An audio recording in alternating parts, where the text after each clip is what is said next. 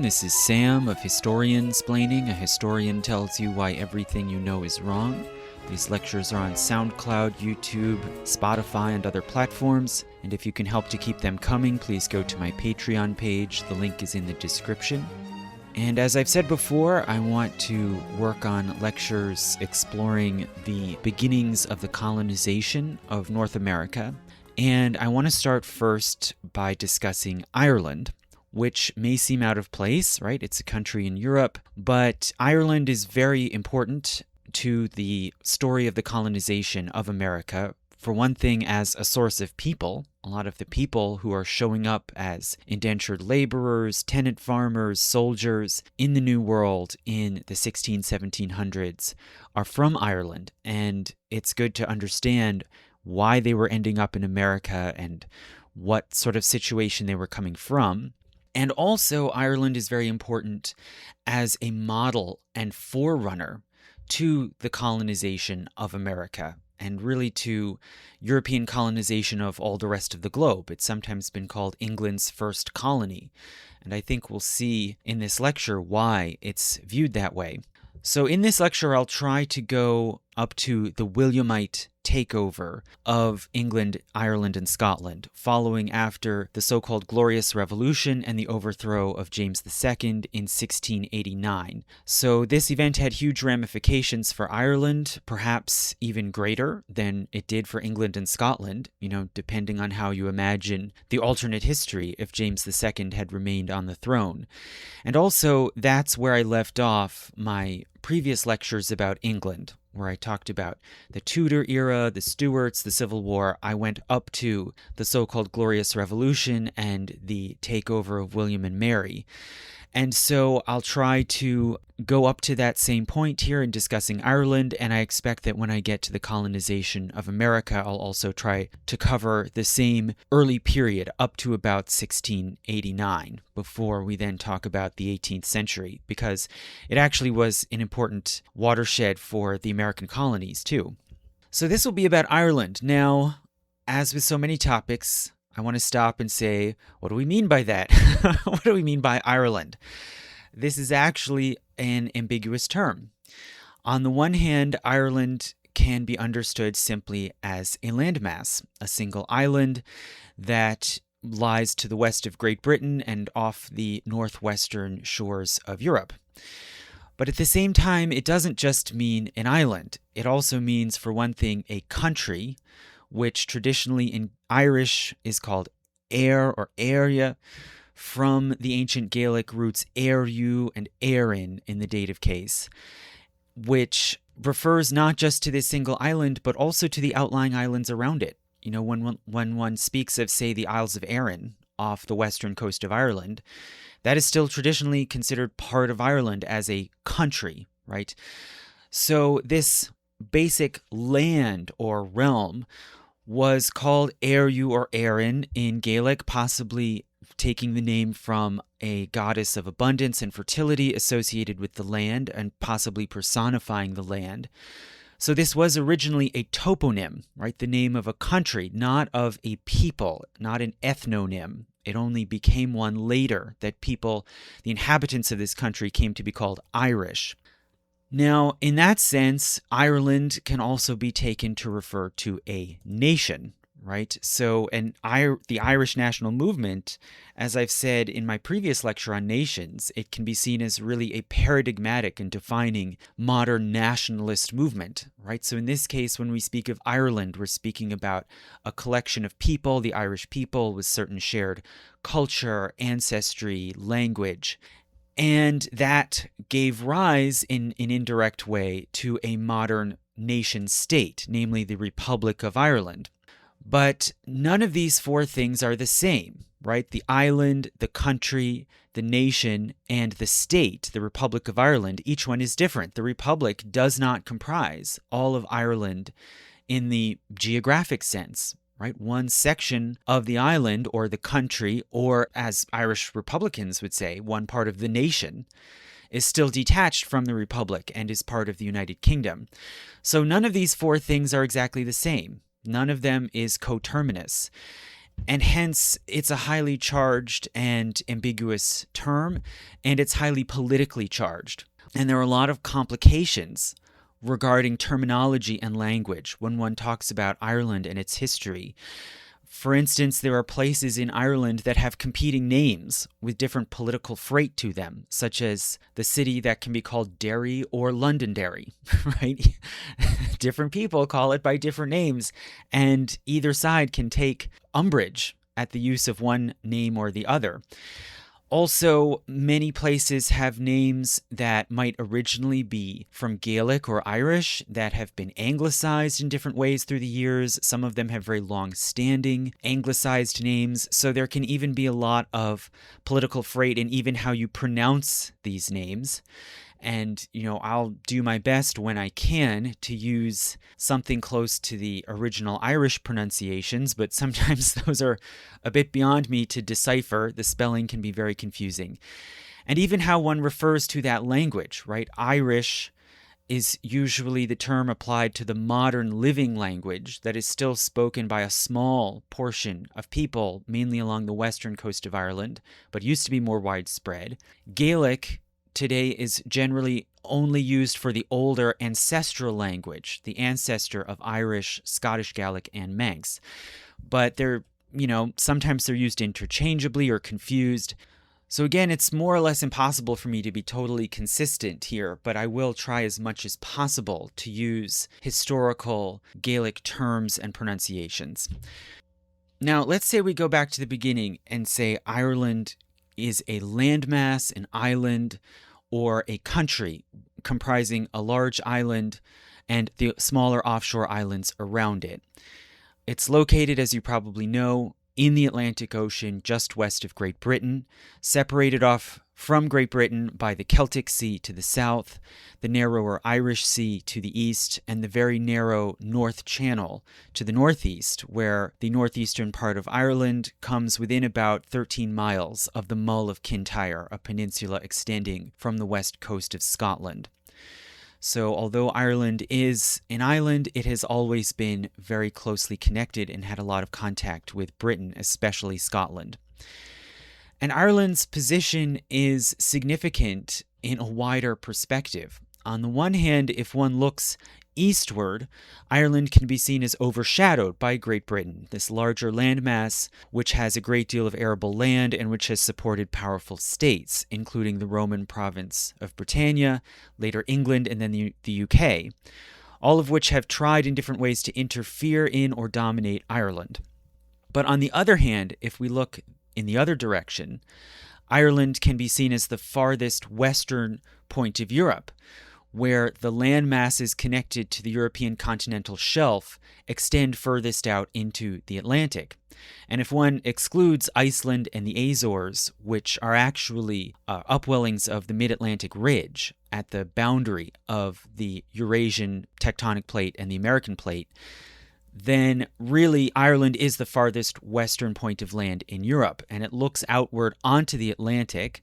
It has a number of protected harbors and a complex seacoast, and it can be very important for seaborne trade, both around northern Europe and the Atlantic seaboard and even abroad. And it's very desirable to seafaring peoples, such as the Norse, who have colonized parts of Ireland.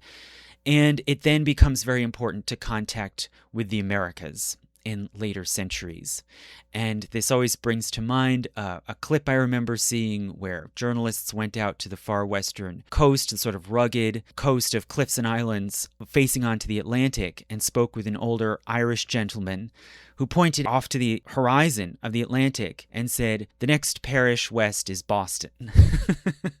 Which, is funny, not just because it's strictly geographically true, it may not be exactly, but in a way it's socially true, right? Irish civilization has come to span the Atlantic. Now, if one looks at the latitudes of Ireland, it should be a frigidly cold country. If you compare it to, it's about the same latitude as northern Newfoundland or Labrador in America.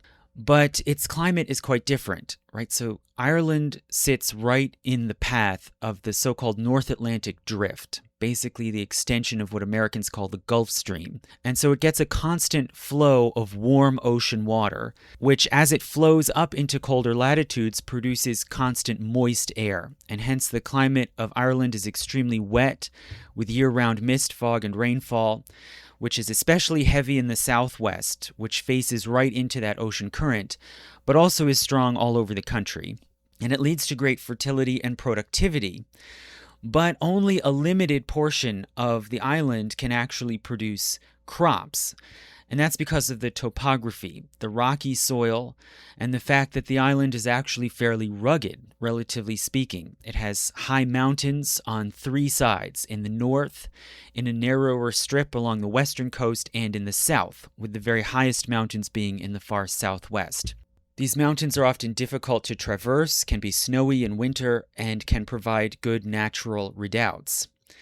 Now, much of the rest of the land, even outside these mountain ranges, is hilly and has been used mostly not for crop farming, but more for animal herding and grazing. In ancient times, that was mainly cattle, and in more modern times, sheep. The only actually large expanse of flat land is a central belt of plains running across the middle of the country, basically from the east central coast on the Irish Sea across the interior until it meets the chain of mountains running near the Atlantic in the west.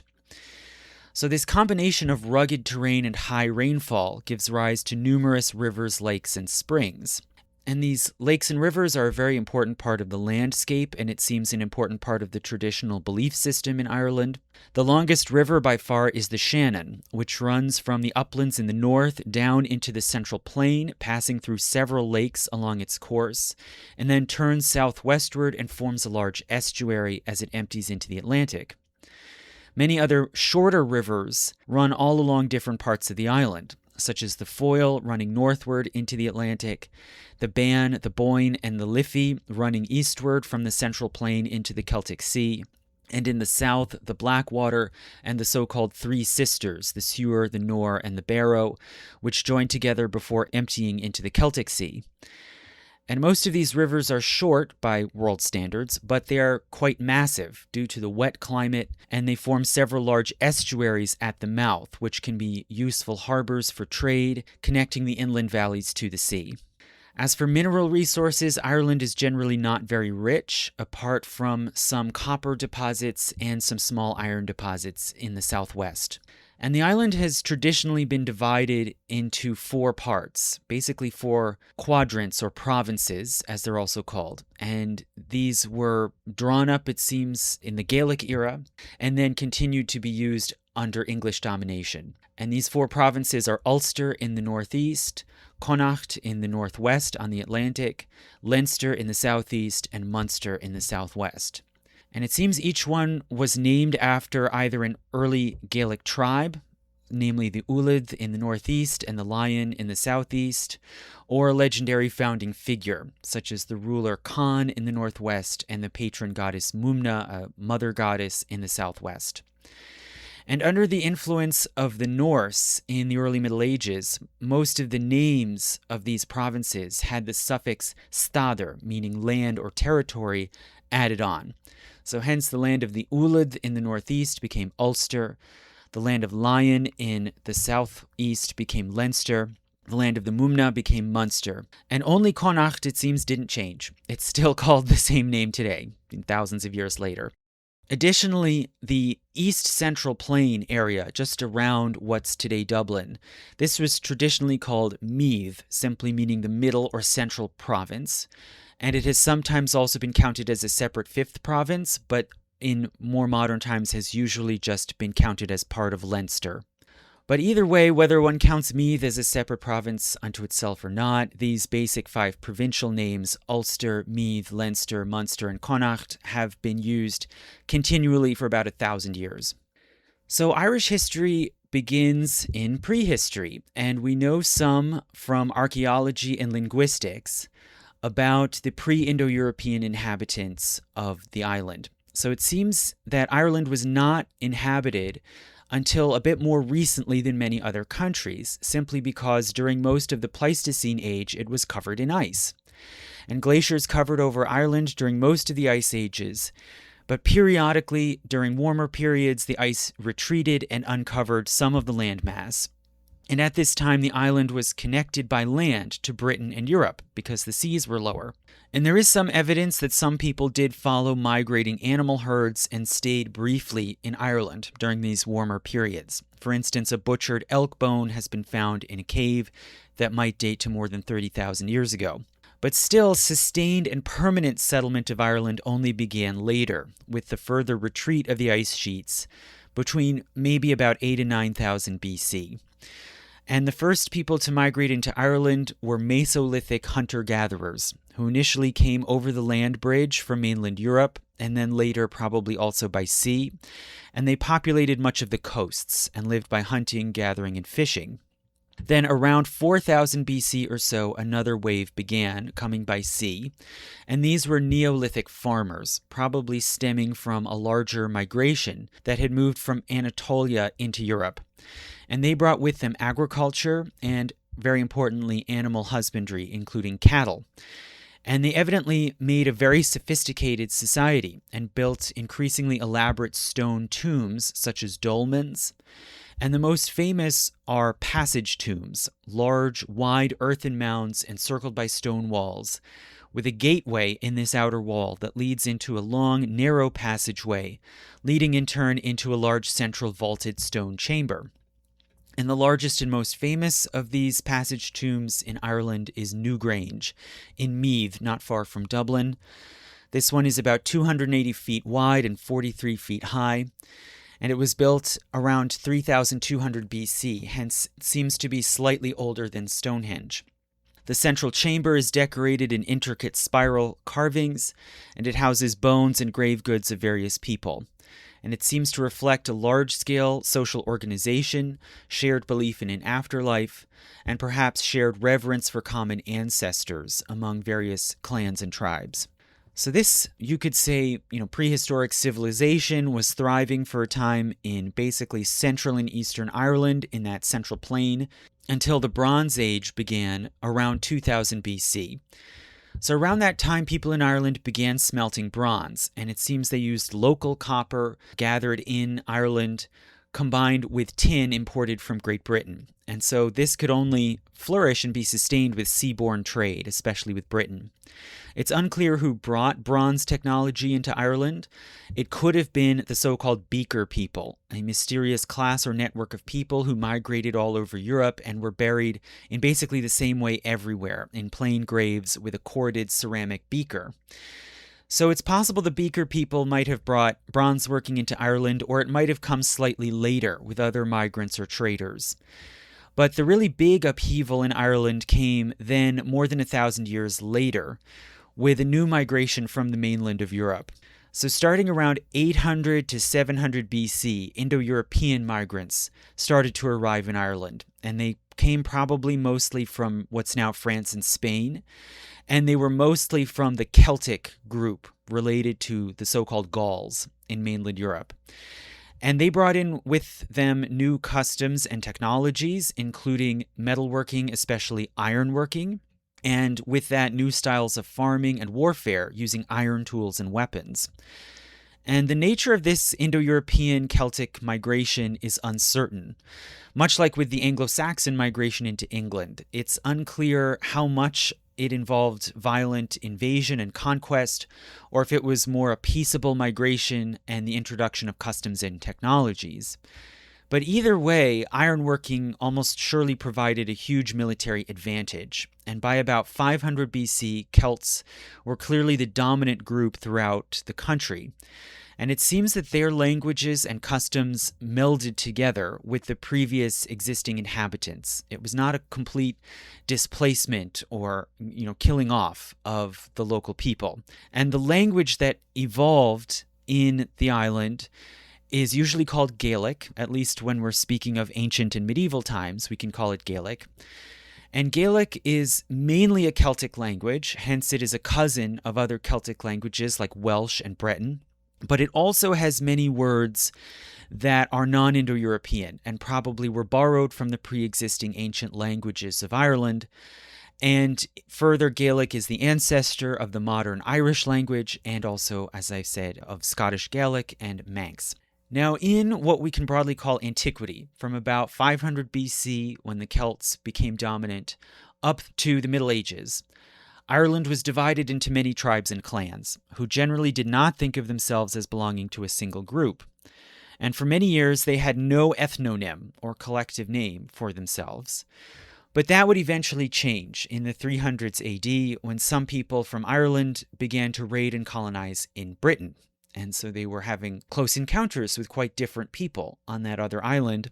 And the Welsh specifically began to call these raiders and settlers from Ireland Gwyddel, or the wild people. And it seems that the people in Ireland adopted and adapted this as an endonym. They shortened it to something like Gaidel and eventually Gael. So that's where they become Gaels. And hence we call their language Gaelic. And basically this whole period I'll talk about now, from antiquity through the early Middle Ages, can be called the Gaelic era.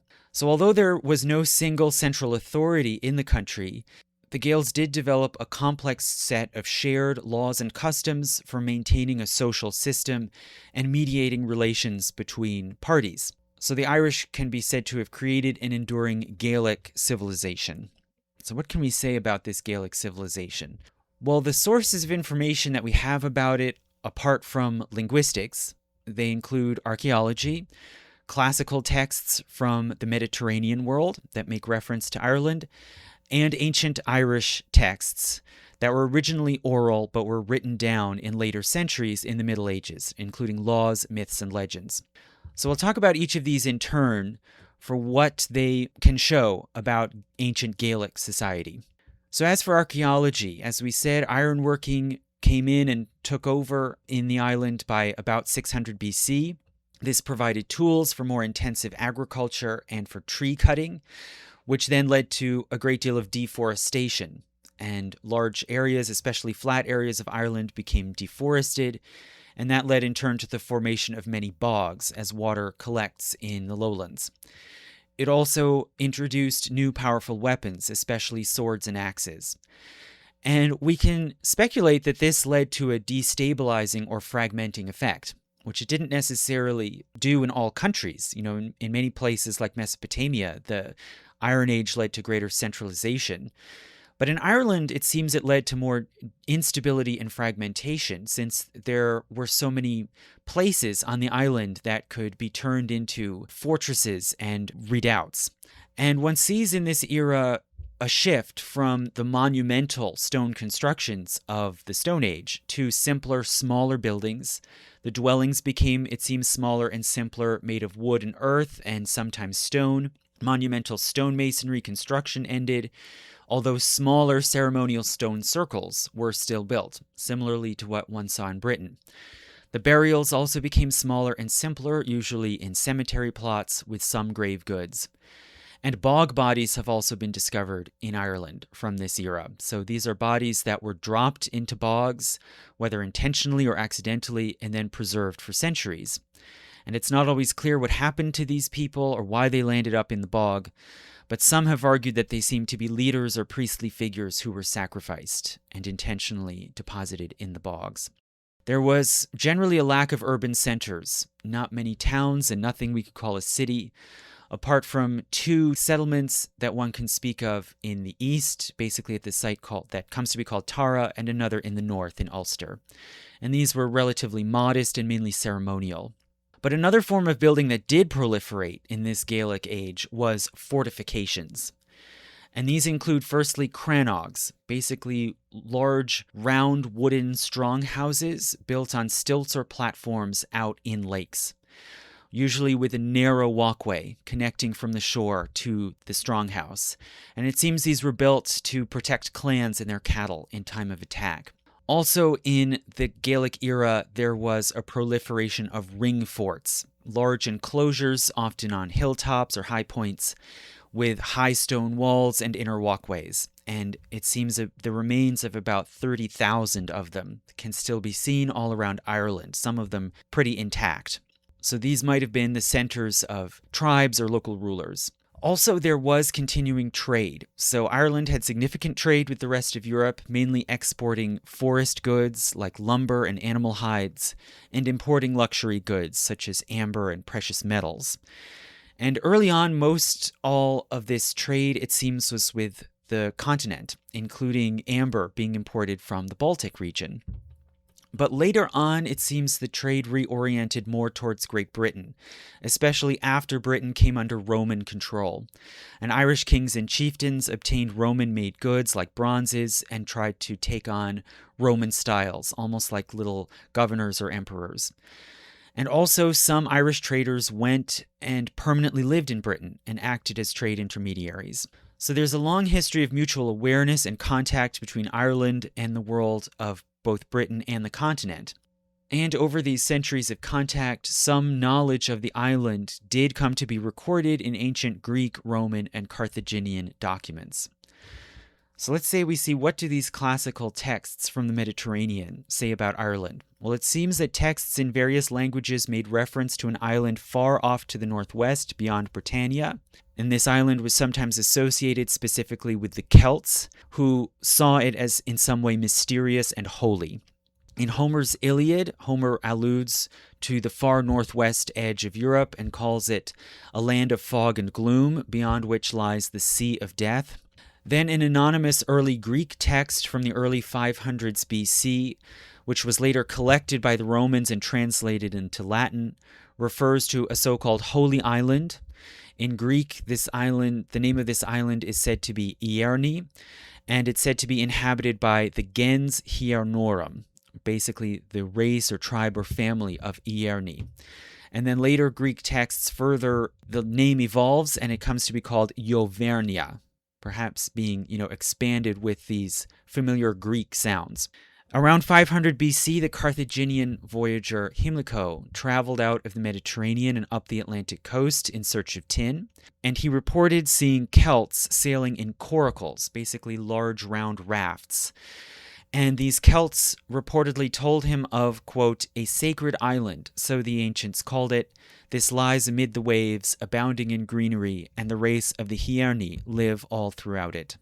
So the probable actual name, if one infers from these texts, the probable actual name in the Celtic language was something like Eriu or Eria, from the Gaelic word for abundant or fertile land, and probably, as we said, referring further to this goddess of abundance, who is a patron and personification of the land. The Mediterraneans then added in an end sound, perhaps as an easier substitute for some more guttural sound, like a Y sound.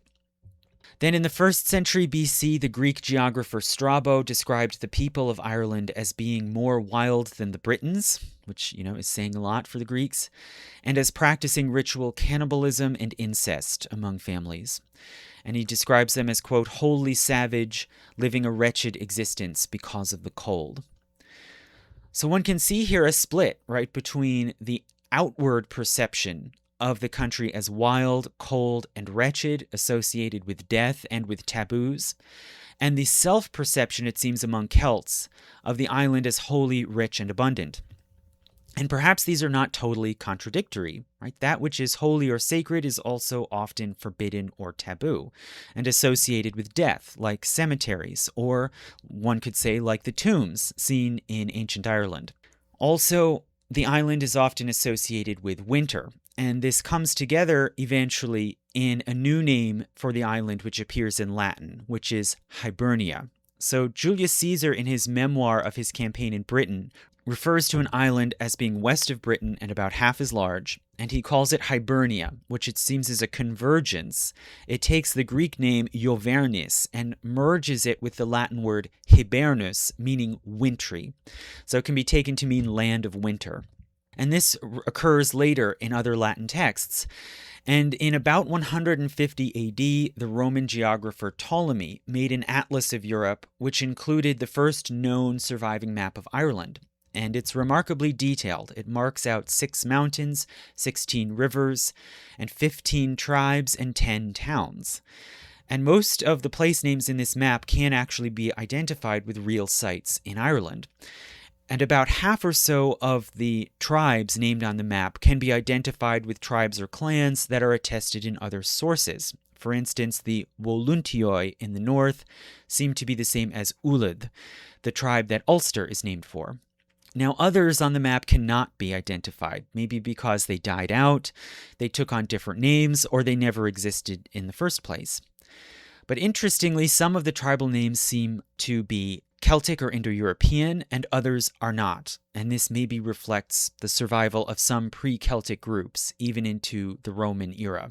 But overall, the map shows pretty impressive accuracy, and it was probably built out of information from Roman and Gaelic traders who conducted extensive trade around the British Isles and northwestern Europe.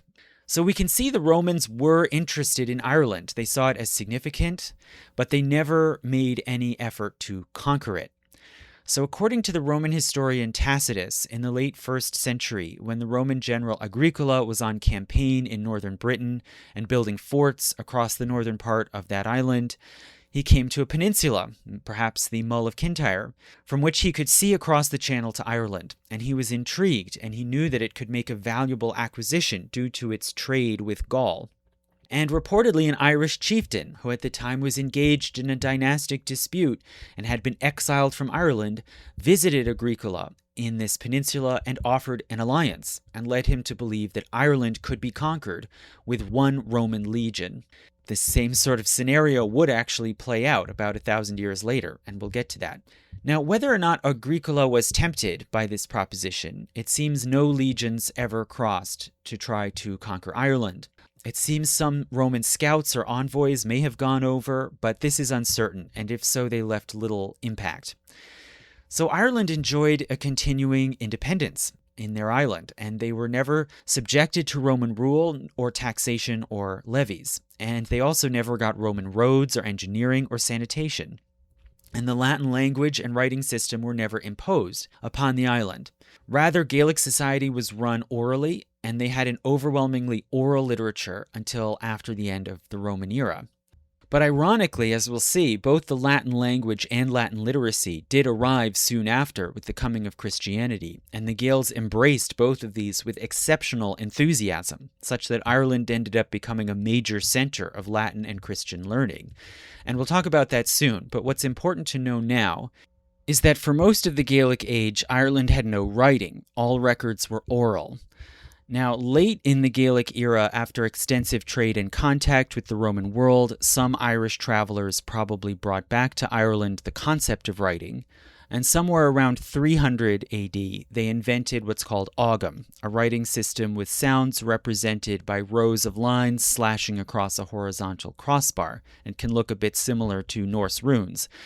But this, it seems, was mainly just used for short inscriptions, like names on gravestones. There were no extensive records in Ogham. But then writing in the Latin form did arrive with the arrival of Christianity in the 400s, and Irish scribes began collecting and writing down oral records, including laws, myths, and chronicles, in both Latin and Gaelic. And what do these reveal? Well, these records include laws, which we'll talk about more later in a minute. They also include mythology and legends. And these are seen basically in a series of saga cycles, probably composed orally in the pre-Christian age and then passed on and collected and written down in the Christian era between about the 600s and the 1600s. And they include many fantastical stories of gods, heroic warriors, sorcery, etc. They show some of the spiritual beliefs of the Gaels, which were more or less animistic. They revered spirits of the land, waters, and animals, etc., and they believed in an other world that existed somehow in parallel with our world, or beneath it, or in some versions across the sea. And they believed in creatures such as fairies that can cross between the human world and the other world, and their gateways were found in earthen mounds as well as in the ancient stone monuments of the island. Now, some of these myths and legends may have some echoes of historical events, such as in the Red Branch cycle. This includes tales of the voyage of Bran, which probably reflects seafaring exploration, and the cattle raid of Cooley, which describes intertribal feuding and cattle stealing, and also the romanticized warrior ethos with its ideals of honesty, bravery, sacrifice. Another theme that might echo more distant prehistoric events is stories of the early settlement and peopling of the island. And the most extensive of these is seen in the so-called Lebor Gabala Éireann, which means the Book of the Conquests of Ireland. This was first compiled, it seems, in the 11th century and has many versions, and it was widely accepted for centuries as the standard history of the beginnings of Ireland. And it tells of 6 waves of invasion and settlement, which come to Ireland. Each one does battle with the native monsters in the island called the Fomorians. And the first 4 of these waves of migrants all eventually die out, such as from plague or flee from the monsters. And these include, firstly, this family of Caser, a granddaughter of Noah, who goes to the far western edge of the world to try to escape the flood, but they end up perishing anyway. Then secondly, the clan of Partholon, who come from the Mediterranean, and they settle and create lakes and rivers and introduce farming, cattle herding, and brewing, which, I would speculate perhaps might reflect memory of the migration of Neolithic farmers who brought farming and cattle herding into Ireland. And in the Lebor, they're even said to have come from Anatolia. They come from the Balkans via Anatolia. And it seems archaeologically that these Neolithic farmers also stemmed from Anatolia.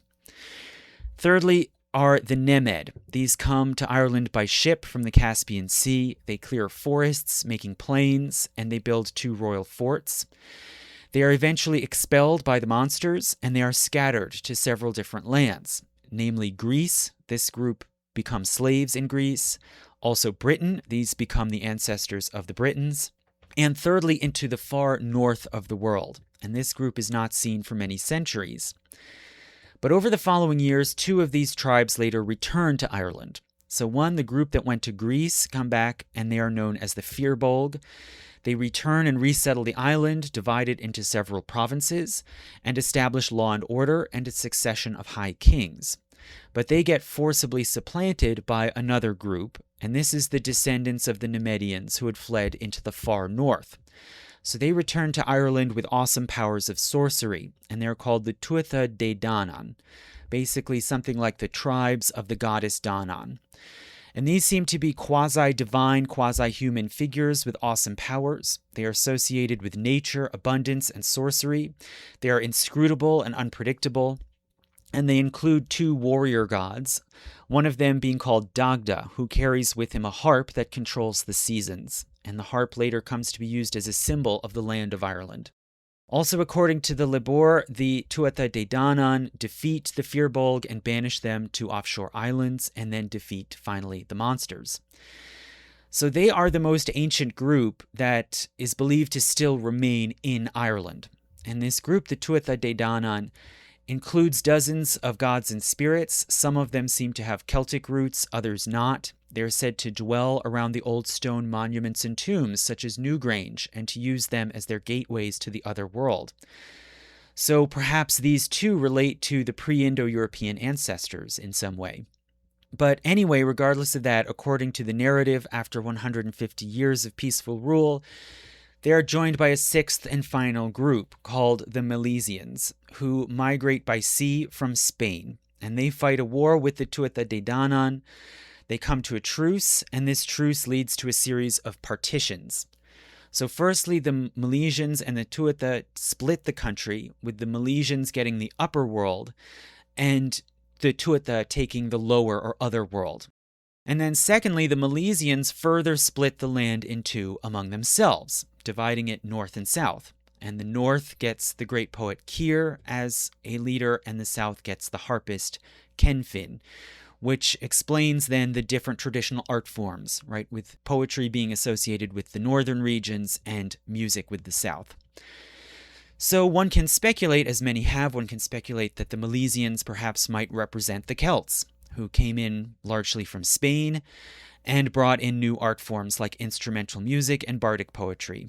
But regardless of that, whether one tries to connect these different legendary migrations with historical migrations, regardless, this myth serves to explain the divisions of the world into visible and invisible realms, which parallels then the division of Ireland into different provinces. Now, the other major body of oral traditions from ancient Ireland that were written down in the Christian era is laws. So these tell us more about the structure and norms of Gaelic civilization. So what did this society look like and how did it work? Well, apparently it was largely semi-nomadic, based a great deal on animal herding. It had some villages and small ring forts set amidst the countryside, and there were only two sizable towns, Tara in Meath in the east central plain and another in Ulster.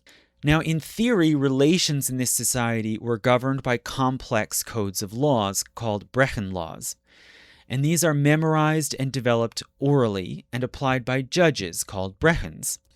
So these laws show that, for one thing, society was composed of kin groups like clans and larger tribes and kingdoms. Most land was owned collectively by a clan or a tribe, and it could not be alienated, but only rented out to tenants by permission of the clan or tribe. Political organization and authority was basically pyramidal, beginning at the ground level with households, which were then grouped together into clans, sometimes called Tricha Ket, meaning the 3,000, and it was understood they comprised about 100 households. And the leader of a clan would be called the Taoiseach, or chieftain, and they would come from a special family line, like a local royal line. And then above that, these clans were organized into tribes or kingdoms, which were called tuath, singular, or tuatha, plural. And each one had its own internal laws and courts, could muster armies, and could enter into alliances or confederations with other tuatha. It seems about 100 to 150 of them existed in Ireland in the pre-Christian age. The leader of a tuath might be called a ri, or king. And these leaders, whether Taoiseach or ri, would be chosen by a system we call tanistry, and that word at root comes from Gaelic. So instead of the leadership of a clan or tribe passing down automatically to the eldest son, that's primogeniture, instead the group, perhaps all the members of a tribe, the men of a tribe, or just the members of a royal clan, would choose a designated successor called the tanisht, who would be sort of groomed and prepared to succeed the leader after he died or abdicated. Now, this system of tanistry represents a certain trade-off. It could lead to very talented leaders with skill and shrewdness, and also longevity, because the tanisht who's chosen doesn't have to be the eldest son, so it could be a younger son or relative. So you could have long reigning rulers. But it also could lead to more division and instability. There was a less clear line of succession, and there could be a lot of feuding, which could break down into civil war if the group couldn't agree on who was the rightful successor. Now, within each of these groups, there was social stratification, and society, it seems, was divided vertically into three basic classes or castes: nobles, freemen, and slaves. And the freemen, it seems, comprised farmers, traders, and artisans. The farmers were the most numerous. They were mostly tenants using land that belonged to a tribe or leader. The highest status of them were cattlemen with large herds, and the cattle were the most valuable property and basic unit of wealth. The noble class included among them the kings or ri, warriors, judges, who administered these sophisticated law codes, and they were called brechins, poets and musicians, historians, royal advisors of various sorts, and some sort of priestly class, probably broadly similar to the Druids, who have been described among the Celts in Gaul. And these were sorcerers and keepers of sacred knowledge. The Brechin laws governed proper relations between lords and subjects, children and parents, masters and servants, wives and husbands, etc. And it seems that women had a generally honorable status. They were able to divorce their husbands, inherit and own property, bring lawsuits, and fight in wars.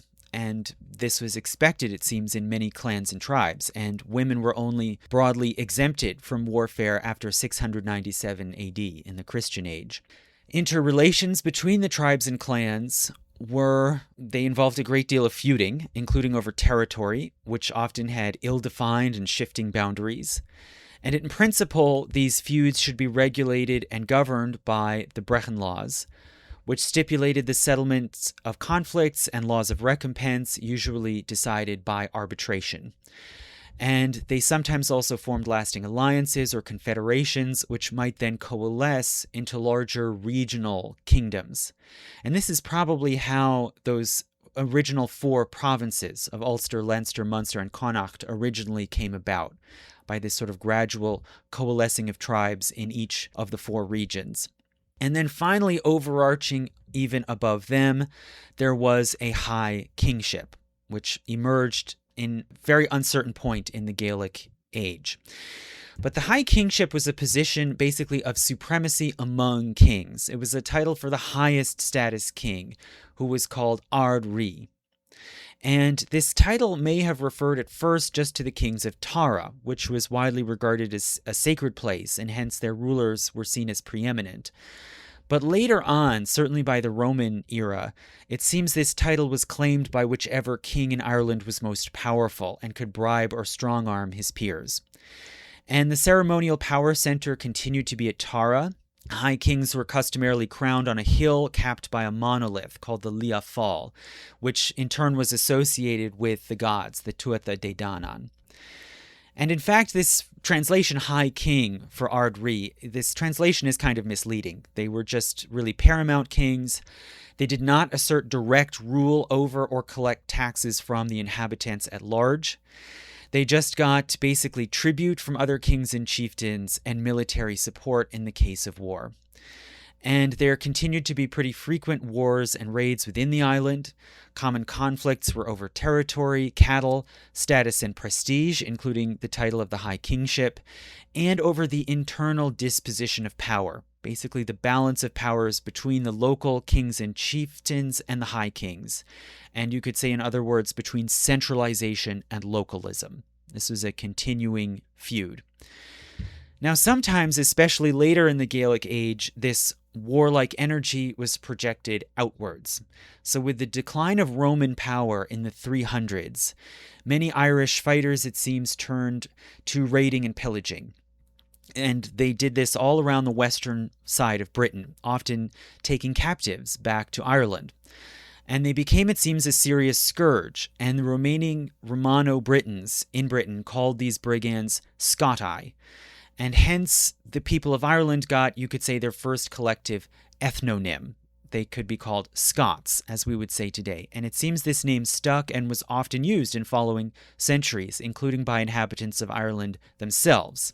After about 400, some Irish raiders and traders also began to settle and form Irish colonies along the coast of Britain in what is now Wales, Cornwall, and northwestern England. And this is, as we mentioned, this is when the Welsh started to call them Gwyddel, or wild people. And this too came to be adopted as another ethnonym. Goidel became Gael. And this was used then alongside Scots. And it seems as if perhaps Scot was used more in formal contexts and Gael was more informal. But regardless, in the 400s, Gaels further colonized the Isle of Man and set up a lasting Gaelic chieftaincy there. Their dialect of Gaelic later combined with Norse and formed the language called Manx, which is still spoken in the island. And finally, Gaels also migrated across the narrow sea channel from Ulster into the outlying rocky islands and peninsulas of southwestern Scotland. And this ultimately became the biggest site of Irish colonization, and that whole region came to be called Argyll, the coast of the Gaels. Around 500 AD, Irish outposts in Argyll confederated into a kingdom or tuath called Dalriada, and this would maintain special ties to the ancestral kingdoms in Ireland, but would be independent, not a subject colony. And Dalriada further became a major gateway for the spread of Gaelic language and customs into northern Britain, and so it was foundational to what we later know as Scotland. And also it became a major early foothold for a new religion, which would spread from Ireland into northern Britain. And this, of course, was Christianity.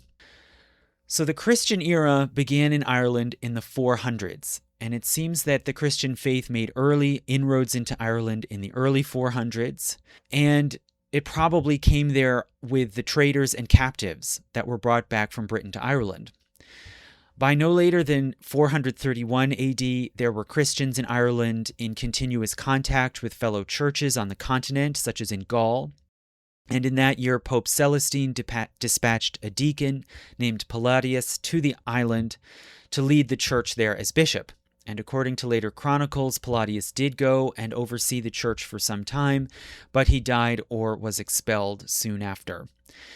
A few years later, in the later 430s, the church in Ireland unified and grew massively after the arrival of a fanatical and charismatic Christian missionary named Patrick. And this is the man who would become the country's Christian patron saint and later its most famous national symbol.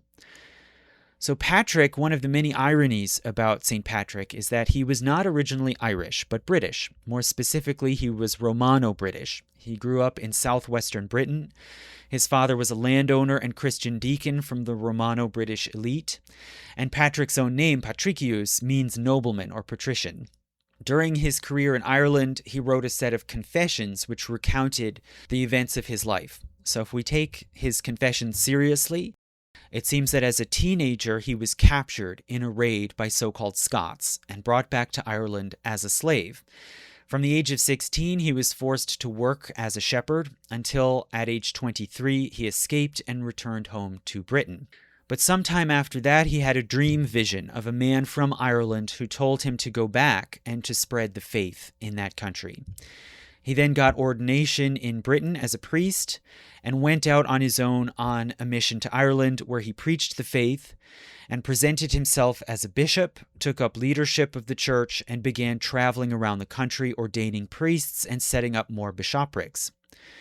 When he was challenged on his credentials, because, no one back in Britain would vouch that he was a bishop, Patrick relied upon his own direct vision rather than formal ordination as a source of his apostolic authority, and in this way echoed St. Paul, and you could say prefigured the long-running institutional independence of the church in Ireland. But regardless, Patrick managed to stitch together the scattered Christian groups into a coherent island-wide church. He founded a kind of headquarters of the Irish church at Armagh in southern Ulster. But his mission met with obstacles because, for one thing, Ireland had hardly any towns and really no network of roads, and so it was impossible to build a church based on bishoprics seated in towns, like one saw in Britain or Gaul. So Patrick and his disciples took up different methods. For one thing, they focused on converting the elites, including the kings and chieftains and their families, and persuading them to protect and patronize the church. So later chronicles tell the story of a dramatic confrontation at Tara, the sacred site associated with the cult of the Gaelic gods and a seat of the high kingship. And according to these stories, Patrick and his retinue approached Tara at night and lit a campfire on a hill during a sacred fast when no fires were allowed to be lit outside of the sacred flame in the royal halls. And this caused a stir in Tara and in the royal hall. And Patrick and his company were invited in, where they created great interest and soon managed to convert members of the royal family, including the High King's daughters. And thereafter, they had growing political influence and were able to revise the laws of the realm in order to be religiously neutral and to start phasing out the pagan rites. Now, whether or not this story told in the Chronicles is true, either way, it can be seen to symbolize the Christian infiltration of the elite in Ireland. And also in this era, the church increasingly used the rulers' domains as bases for monasteries, which could concentrate believers together, teach the faith, translate the scriptures and other Christian texts, and send out missionaries, and in general could serve really as substitutes for Christian towns and cities. And by the mid-500s, a distinctive Irish or so-called Celtic church emerged. So this Celtic church was governed by synods within the island with very little intercourse with Rome. It had a distinct liturgy and ritual calendar. Quite significantly, it dated the holiday of Easter differently from the Roman church, which, caused great confusion for travelers. And most importantly, compared to the church on the mainland or in Britain, this so-called Celtic church was very decentralized, based around monasteries in the countryside rather than around bishoprics in the cities. It was led largely by abbots who could have great power and prestige beyond what most bishops enjoyed. The earliest monasteries founded in the mid-400s were often in isolated places, especially offshore islands, and they could be very crude, with monks living in separate huts. But then in the later 400s, somewhat larger monastic houses were formed, often associated with a founder who came to be revered as a saint. One example is Kildare Abbey in Leinster, which was founded by St. Brigid, and it was a double house with sections for men and women. Most other monasteries were exclusively male, some others were entirely female, and they tended to follow a fairly typical form, with a large cluster of wooden buildings, including cottages for monks, no big barracks like you might see in a Roman Catholic monastery, an abbot's house, a church with a graveyard, a garden and workshops, and certain common buildings such as a meeting hall and a scriptorium for copying texts. And these could be secured by being sited either on an island or on the estate of a powerful king, and they would be enclosed by a wooden palisade and guarded by a round tower, usually wood and later sometimes also stone, and this tower would serve as a lookout and as a refuge in case of attack. So all in all, the monastery was quite like a fortified town, and they could become major political power centers, and they took part in wars, and sometimes it seems even started wars. But the main activity in the monasteries was scholarship. The monks took up studying, copying, and translating texts, and really the long-standing Gaelic reverence for learning and for learned men, like poets, judges, historians, bards, could transfer over to monks and scholars, who quickly obtained and mastered the scriptures and books of philosophy, history, and theology, such that many Irish monks became the most learned people in Europe. And it's been said that at this time in Western Europe, if a man knew Greek, it was assumed that he was Irish. So there was a sort of high monastic period, a period of flourishing in the 500s and 600s.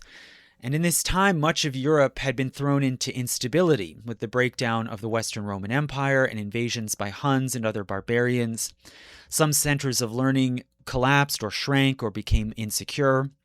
But Ireland was unaffected. The monasteries there were relatively safe, and Irish houses became a haven and destination, with students coming from all over the Christian West. Some major houses, such as Clonmacnoise on the Shannon River in the middle of Ireland and Kells in the East Central Plains, grew to house several thousand people and became major centers of learning in the Latin West. Also, after about 1600, art forms flourished in Ireland, including intricate metalwork seen in jewels, ritual implements, and chalices, stone carving, especially in monumental stone crosses, and most of all, illuminated manuscripts. The most famous surviving of these is the Book of Kells, which is a book of the four Gospels, along with biographical and chronological commentaries, all rendered in elaborate calligraphy with polychrome illustrations. And all of these art forms, the stone carving, the metalworking, the manuscripts, they all share a sort of similar style, which has been called the insular style, which involves intricate knotwork and interlacing, and combines Celtic, Anglo-Saxon, and Christian elements. And further, during this high monastic period, the Irish or Celtic church system spread abroad. So not just the art, but also liturgy, the calendar, church governance, and the whole monastic system. It went international. It went first to places where Gaels had already settled, such as Dalriada in western Scotland. So in 563, an abbey was founded in Dalriada on the island of Iona. The founder was a missionary monk named Columba, who came from the powerful Ineal clan of Ulster, and he obtained title to set up the abbey on Iona and to use it as a headquarters to evangelize and missionize all around the British Isles. And daughter monasteries were created in Scotland and northern England. Now, reportedly, other disciples further brought the church further south to Wales and Cornwall, and in the late 590s, some also began evangelization on the continent. So with the collapse of the Western Empire, the Christian church had retreated somewhat, and after some degree of stability returned, Celtic monks then took part in re-evangelizing a lot of mainland and interior Europe. And this culminated in the early 600s with the career of Columbanus, a missionary monk from Leinster who crossed over to the Frankish Empire, gathered disciples, and founded new monasteries in what is now northern France and Switzerland, and even crossed over into the Lombard kingdom in Italy. And finally, in 614, just before he died, founded a monastery at Bobbio, near Piacenza in central Italy. So the influence of Irish monasticism in the Celtic Church had penetrated deep into Europe, close to the heart of the Western Church. But still, this success led to some pushback, and eventually the tide would turn back. So by the mid-600s, with more stability under the Franks, the Roman Catholic Church was resurgent, and the Benedictine monastic system was growing and spreading out of Italy. And this led to a long dispute, for one thing, over proper church governance and ritual, and the symbolic flashpoint was the dating of Easter, the most important holiday of the Christian calendar. And the battleground for this contest over Easter was northern England, and the conflict came to a head in 644 at the Synod of Whitby, when the King of Northumbria ruled in favor of the Roman system over the Celtic. And after this point, Irish monasteries continued to adhere to their Celtic system for some time, but they were now growing increasingly isolated and losing influence, and monasteries and churches in Ireland gradually changed over to the Roman system, spreading from south to north, until in 716, Iona, the last holdout, finally switched over. But still, some Celtic ideas and practices did persist, which would be an issue later. Now, politically speaking, within Ireland, the internecine fighting continued, even in the Christian age. And two dominant clans eventually emerged. In the north, the Ineal, who were seated at Tara and controlled most of Ulster and Meath, and in the south, the Oganachta, who were seated at the Rock of Cashel in Munster. So these clans and their allies fought a series of wars, which the Ineal eventually won. So they came to dominate the high kingship for several decades. But these wars did ravage much of the countryside, especially in the interior of the island, and the monasteries were damaged. Then, right on the heels of this, in 795, a new wave of destruction began to break on the seacoast.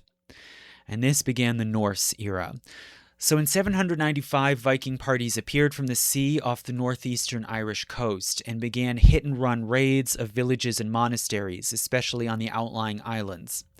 This started an 18-year wave, an escalating wave of raids, which increasingly focused on the monasteries, which have easily stealable wealth and booty. Many houses were decimated or totally abandoned, and monasticism began a serious, rapid, and absolute decline. Not just a relative loss of influence vis-a-vis the Benedictines, but an absolute decline in numbers and power. The few houses that remained had to be totally rebuilt in stone, and hence from this period through the 900s, one sees surviving monastic churches, round towers, and carved crosses, all in stone. There was then an 8-year respite as Vikings were sucked into conflicts in England, but then in 821, the raids resumed with a massive attack on the village of Howth on the Irish Sea, and dozens of people, mostly women, were kidnapped, transported, and sold as slaves. Through the 820s, the raids grew larger and better coordinated. They went further inland up rivers and attacked previously safe places, and the Norse began to encamp and overwinter in Ireland. Around 840, their focus changed. So now the Norse, instead of just raiding for gold or captives, they started trying to settle and seize control of land. In 841, a Norse party seized the small Gaelic village called Duvleen, or Blackpool, on the estuary at the mouth of the River Liffey, where it empties into the Irish Sea. And the Norse transformed this village into a fortified port, which comes to be called Dublin. And this may have been the seat of a Norse warlord or paramount chieftain who hoped to conquer the whole of the island. But even if this was their ambition, this was not really feasible. Around 850, the Irish High King, Mal Shechnal I, rallied together Irish chieftains to fight to hold off the Norse and to keep them contained to the coast. The Norse then fragmented into so-called white and black parties, which feuded until 857 and finally made peace and agreed to share power in Dublin. But nonetheless, even after this, from 857 through the 920s, the Norse continued to found settlements along the coasts for colonization and trade. They are sited mainly on harbors and estuaries along the southern coast in Leinster and Munster. Several of these grow into major trading ports, including Waterford, Wexford, Limerick, and Cork, all of which are still among the major towns of Ireland. And this was a whole new system of urbanism for Ireland, dense walled towns with busy harbors that could organize large-scale foreign trade. And in the 900s, Dublin in particular became one of the wealthiest ports in Europe. The Norse rulers in Dublin were occasionally ousted from the city by Irish rivals, but they kept returning. The Norse colonists gradually acculturated to Ireland to a great degree. They adopted blended customs and life ways, and scholars have come to call their descendants Hiberno-Norse. They embraced Christianity, and they were among the earliest Norsemen to do so, and basically had all become Christian by the year 1000. They also became more and more integrated into the politics of Ireland. For one thing, the Hiberno-Norse towns got involved in the feuding and political maneuvering among the various kingdoms and statelets on the island, including the jockeying for the position of High King.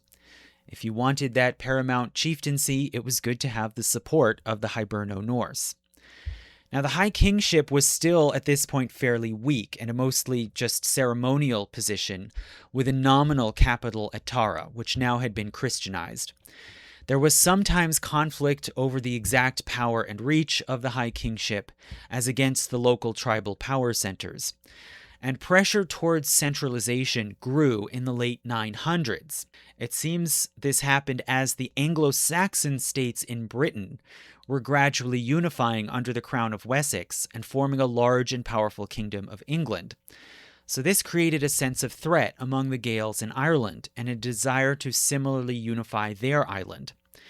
And this came to a head right at the turn of the millennium, and it came to a head with the career of really the only High King to attempt to actually unify and centralize the island and make the High Kingship into a real sovereign authority.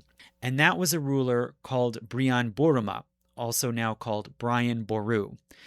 And Brian Boru has been looked back at in modern times as a sort of national hero of the Irish, a defender of Irish independence against foreign invaders. But as we'll see, it's much more complicated than that. So Brian's life and career were recounted in many chronicles in the decades and centuries after his death, and he clearly made a very dramatic impression. But the details of the story are often inconsistent or uncertain, and its meaning is debated and ambiguous. But apparently Brian was born around 940 as a younger son of the chieftain of a relatively minor clan in Munster, in the southwest interior of Ireland. When Brian was young, about 10 or so years old, his father died. And the circumstances are not totally clear, but he may have been killed by a raiding party that set out from the Norse town of Limerick in Munster. Brian's elder brother, Mathgaman, took up leadership of the clan, and he and Brian together went on a campaign to pacify the region. And in this decades-long campaign, they won victories against rivals and enemies, including the Norse of Limerick, and they gained allies and vassals. Eventually, Mathgaman was killed by a rival, but Brian succeeded him as leader and successfully took the throne of Munster. And he then continued to extend his influence, especially making use of strategic marriage alliances and of naval power, which it seems he learned from the Norse. So as Brian's power and reach expanded, especially northward, his supporters started to engage in skirmishes and raids into Leinster and even into Meath. So the High King at this time, Maelshechnal II, saw a threat, and starting in 982, he went to war with Brian's kingdom, and the fighting continued off and on for 15 years. In 997, the two finally made a truce and agreed to divide the island between them, north and south. Brian could rule as High King in Munster and Leinster, and Maelshechnal in Ulster, Meath, and Connacht. But this peace, it seems, lasted for only 2 years. In 999, Brian's vassals in Leinster rose up in rebellion against his rule, led by their provincial king Maelmordha. The Leinster rebels allied together with the Norse king of Dublin, named Sigtryg Silkbeard, one of my favorite names in history. But Brian's army defeated them both Malmorda and Sigtryg, on the field of battle, and Dublin now accepted Brian's overlordship as well. By 1002, Brian's power was great enough that he could strong-arm Malshechnal into abdicating, thus leaving Brian as sole High King of all of Ireland. Ulster continued to hold out and resist Brian's authority to some degree, but they were gradually bribed and pressured into acquiescing. So most previous rulers might have been content to sit back now and enjoy the glory of having gained this title of High King. But that was not enough for Brian. He wanted to consolidate more power and prestige in the High Kingly office. He collected valuable tributes of cattle from all the kings and chieftains of the island. He lavishly patronized the church, especially the abbey at Armagh, which he reasserted as the central ecclesiastical authority in Ireland.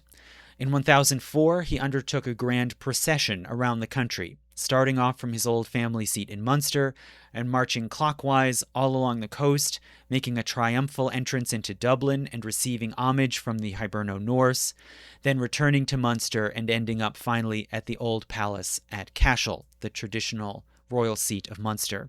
So this was quite a dramatic statement of universal rule, and in the following year, in 1005, a book written in Armagh named him as, quote, Imperator Scotorum, basically Emperor of the Scots, and in this way evoking the Roman Imperium.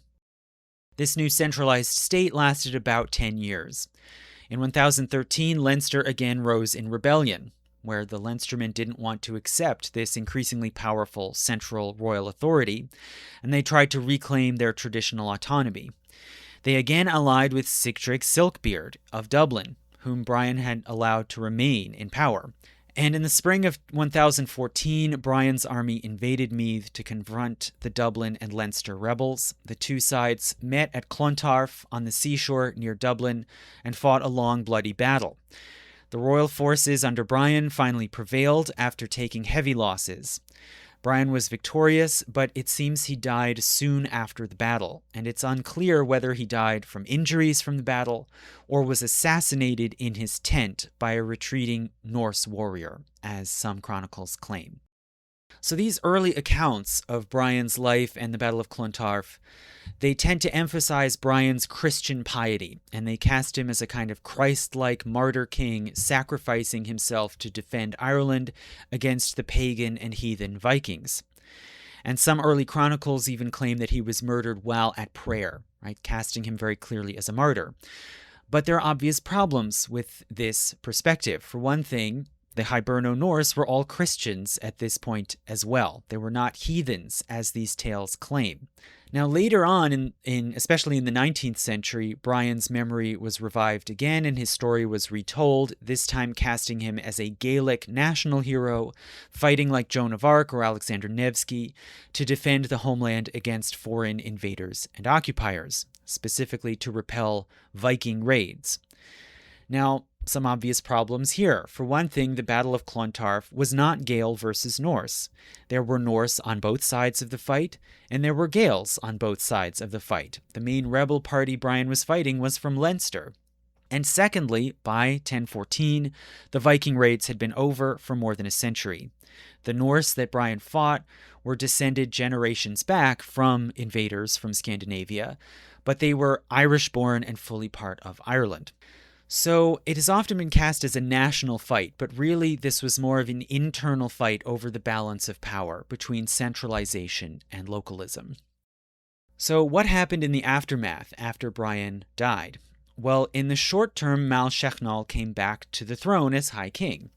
And then afterward, the High Kingship was passed on and fought over among several different clans, including among them Brian's descendants, who now called themselves O'Brien.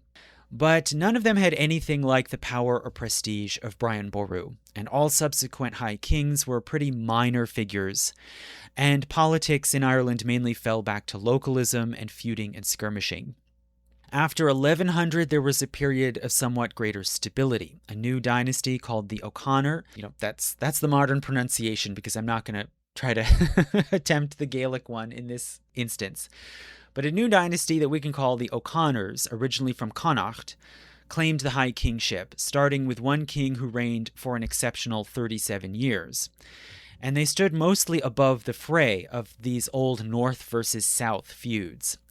There was some revival in monastic life, a sort of monastic Silver Age. Arts like calligraphy, metalworking, and stone carving revived. Churches and abbeys were rebuilt in a new Irish Romanesque style. And monks wrote new versions of old classical books and legends in Gaelic, building up an even greater body of Gaelic literature. The church at this time, it seems, was at a crossroads. It was now even more isolated than it had been back in the earlier monastic Golden Age. Between 640 and 1080, there was no written communication at all between the Irish Church and the papacy. Ireland played no part in the Crusades after those began in 1095.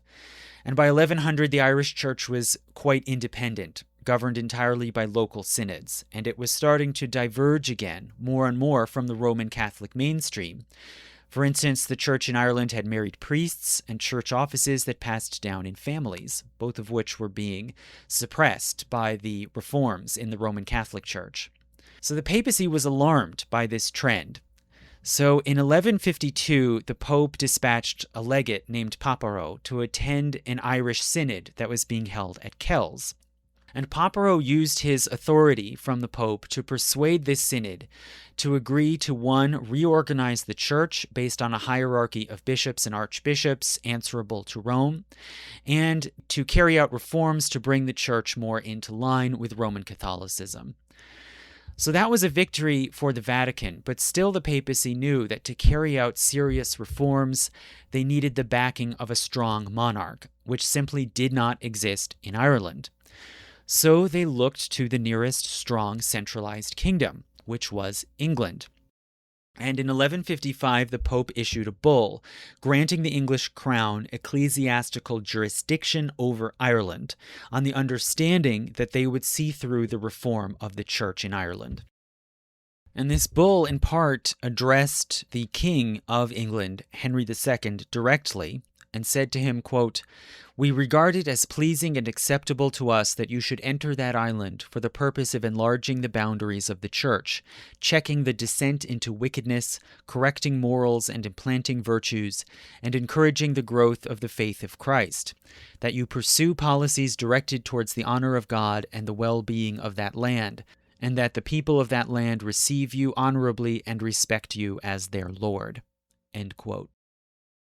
So pursuant to this proclamation, the Archbishop of Canterbury even drew up a proposal for the young King of England, Henry II, to claim dominion over Ireland in the name of the Church. Now, Henry II, it seems, was not especially interested. He was much more concerned with France and other affairs in Europe, and he didn't seem to see it as worth the money or the time to try to take control of Ireland. So that whole idea was shelved. But the following year, in 1156, the long-reigning High King in Ireland, Turlach O'Connor, died, and stability there faltered, so feuding and skirmishing resumed. The O'Connor clan based in Connacht was struggling for the High Kingship against other major clans based in Ulster. In 1166, the ruler of Connacht, Rory O'Connor, prevailed. He was able to kill his rivals and take the High Kingship. Shortly after, he deposed one of his main regional enemies, the provincial king of Leinster, named Diarmid mac Murchada. And so Diarmid, after being removed from power in Leinster, might have just slunk back to his family seat in Leinster to lick his wounds, as many previous deposed rulers had surely done before, and he might have just gone down as a very minor figure in the long annals of Irish feuding. But he didn't. He wanted the throne of Leinster back, and he knew there was a place where he could turn for potential allies, and that was England. So sometime between the summer of 1166 and the spring of 1167, Diarmid escaped across the sea to Britain and then to France.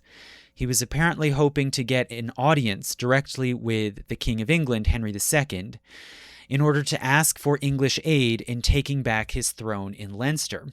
Now, it's uncertain whether the two ever met in person, but ultimately the king refused to give direct royal aid to his mission, but he did give formal permission for Diarmid to go to England and recruit supporters for his mission to reclaim Leinster. So Diarmid reportedly went to Bristol with his letters from the king and got some minor adventurers to join him. But more importantly, his appeal for support reaches the nearby Welsh Marches. So the Welsh Marches are the domains clustered around the Welsh-English borders, which are often rugged and very difficult to control, plagued by bandits and rebels, a lot like the English-Scottish borders later on in the Middle Ages. Many of the domains in the marches were so-called liberties, meaning special zones where powers that ordinarily belonged to the crown, like collecting direct taxes, were entirely delegated to the local lords, so they were effectively like autonomous rulers who could exercise almost complete power, like petty monarchs, in return for securing these dangerous borderlands.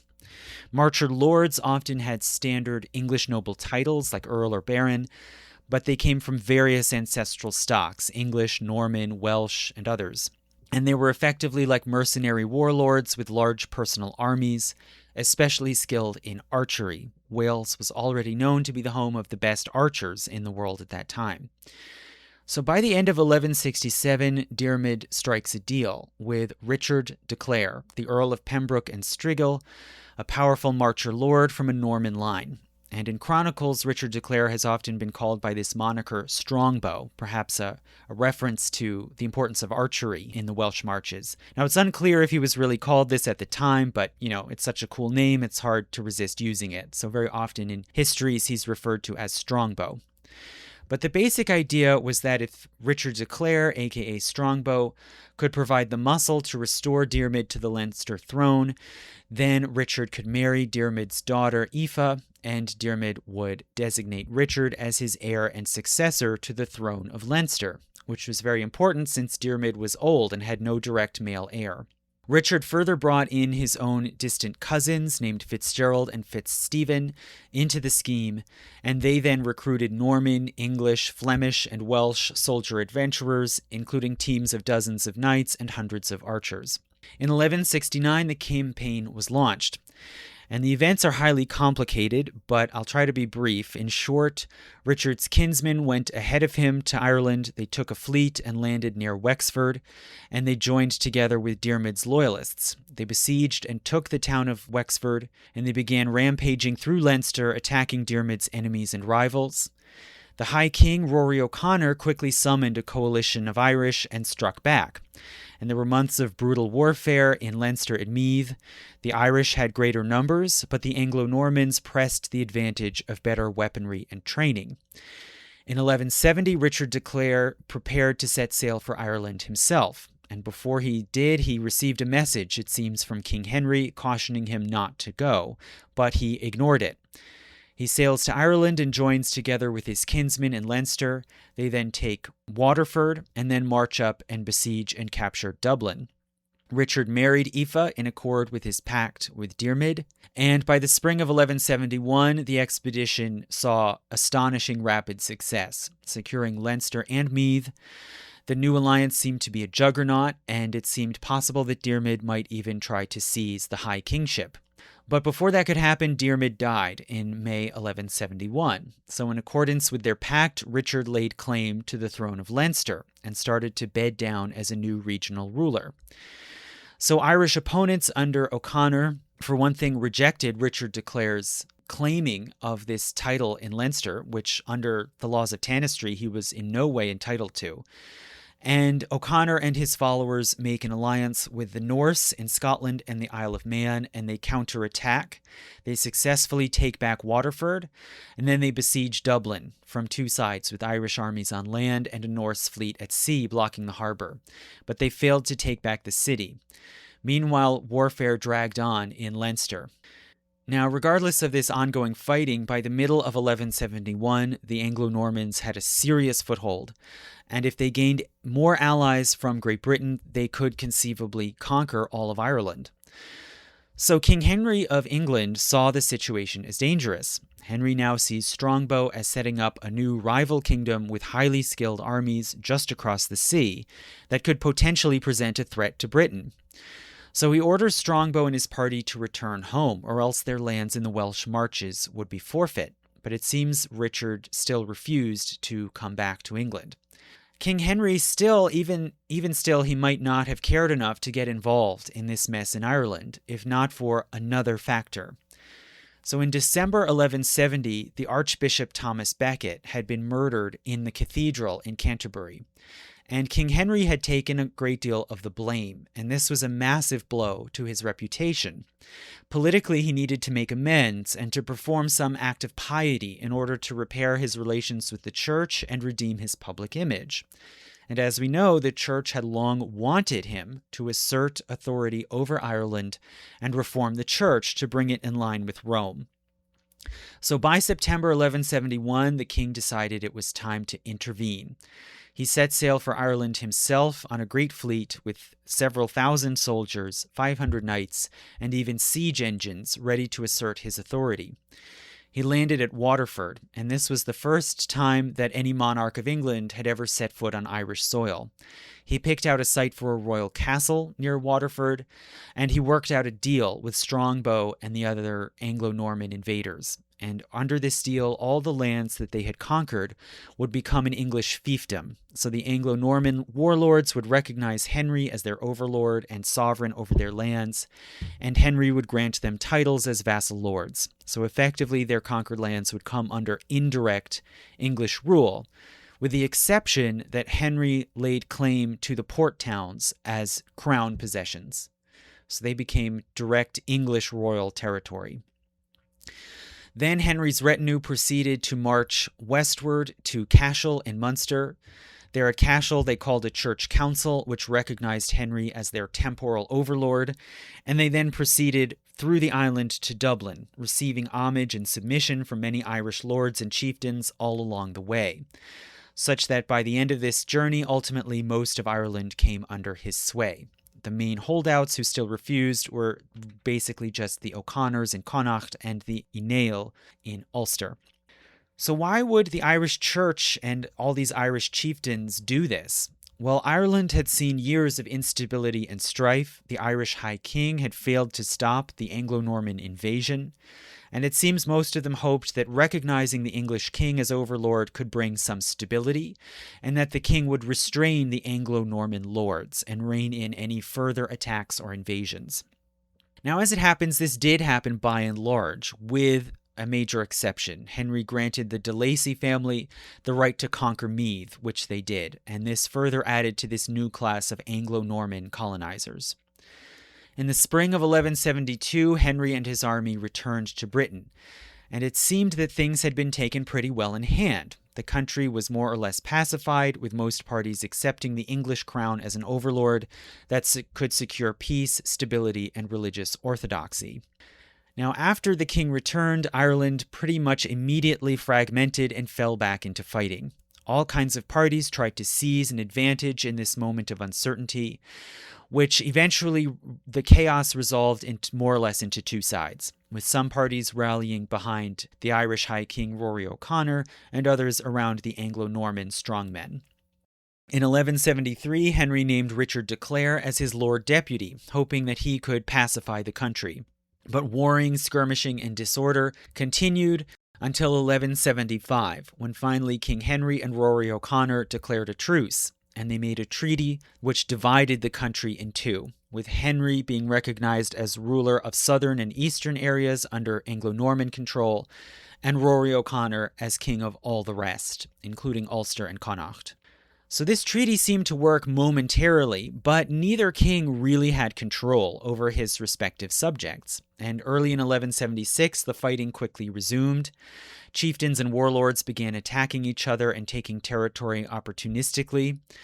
And several regions saw basically a repeat of what had been the Norman invasion of Leinster. So over and over again, as feuding and petty wars broke out, Gaelic chieftains opportunistically invited in English or Anglo-Norman fighters who charged in and established their own domination. And they began to form an extensive colonial warlord class over much of the island. This class tended to view the country that they ruled with great contempt. For example, the early Anglo-Norman chronicler Gerald de Barry, who was a cousin of Richard de Clare, he wrote about the Irish Quote, "This hostile race is always plotting some kind of treachery under cover of peace. This wily race must be feared far more for its guile than its capacity to fight, for its pretended quiescence than its fiery passions, for its honeyed flattery than for its bitter abuse, for its venom than for its prowess in battle, and for its treachery than for its readiness to attack, for its feigned friendship more than for its contemptible hostility." End quote. So it seems common that the Anglo-Normans saw the Irish as sneaky, treacherous, and ignoble, the very opposite of the chivalric ideal of the age. And, this may just be a baseless stereotype, but it also could be seen to reflect the dynamics of power on the island in this time, where the native Gaels were massively outmatched in terms of money and weaponry, and so could not defeat the conquerors by open confrontation. And instead they had to exploit cunning, subterfuge, and knowledge of the territory to try to close the gap in power.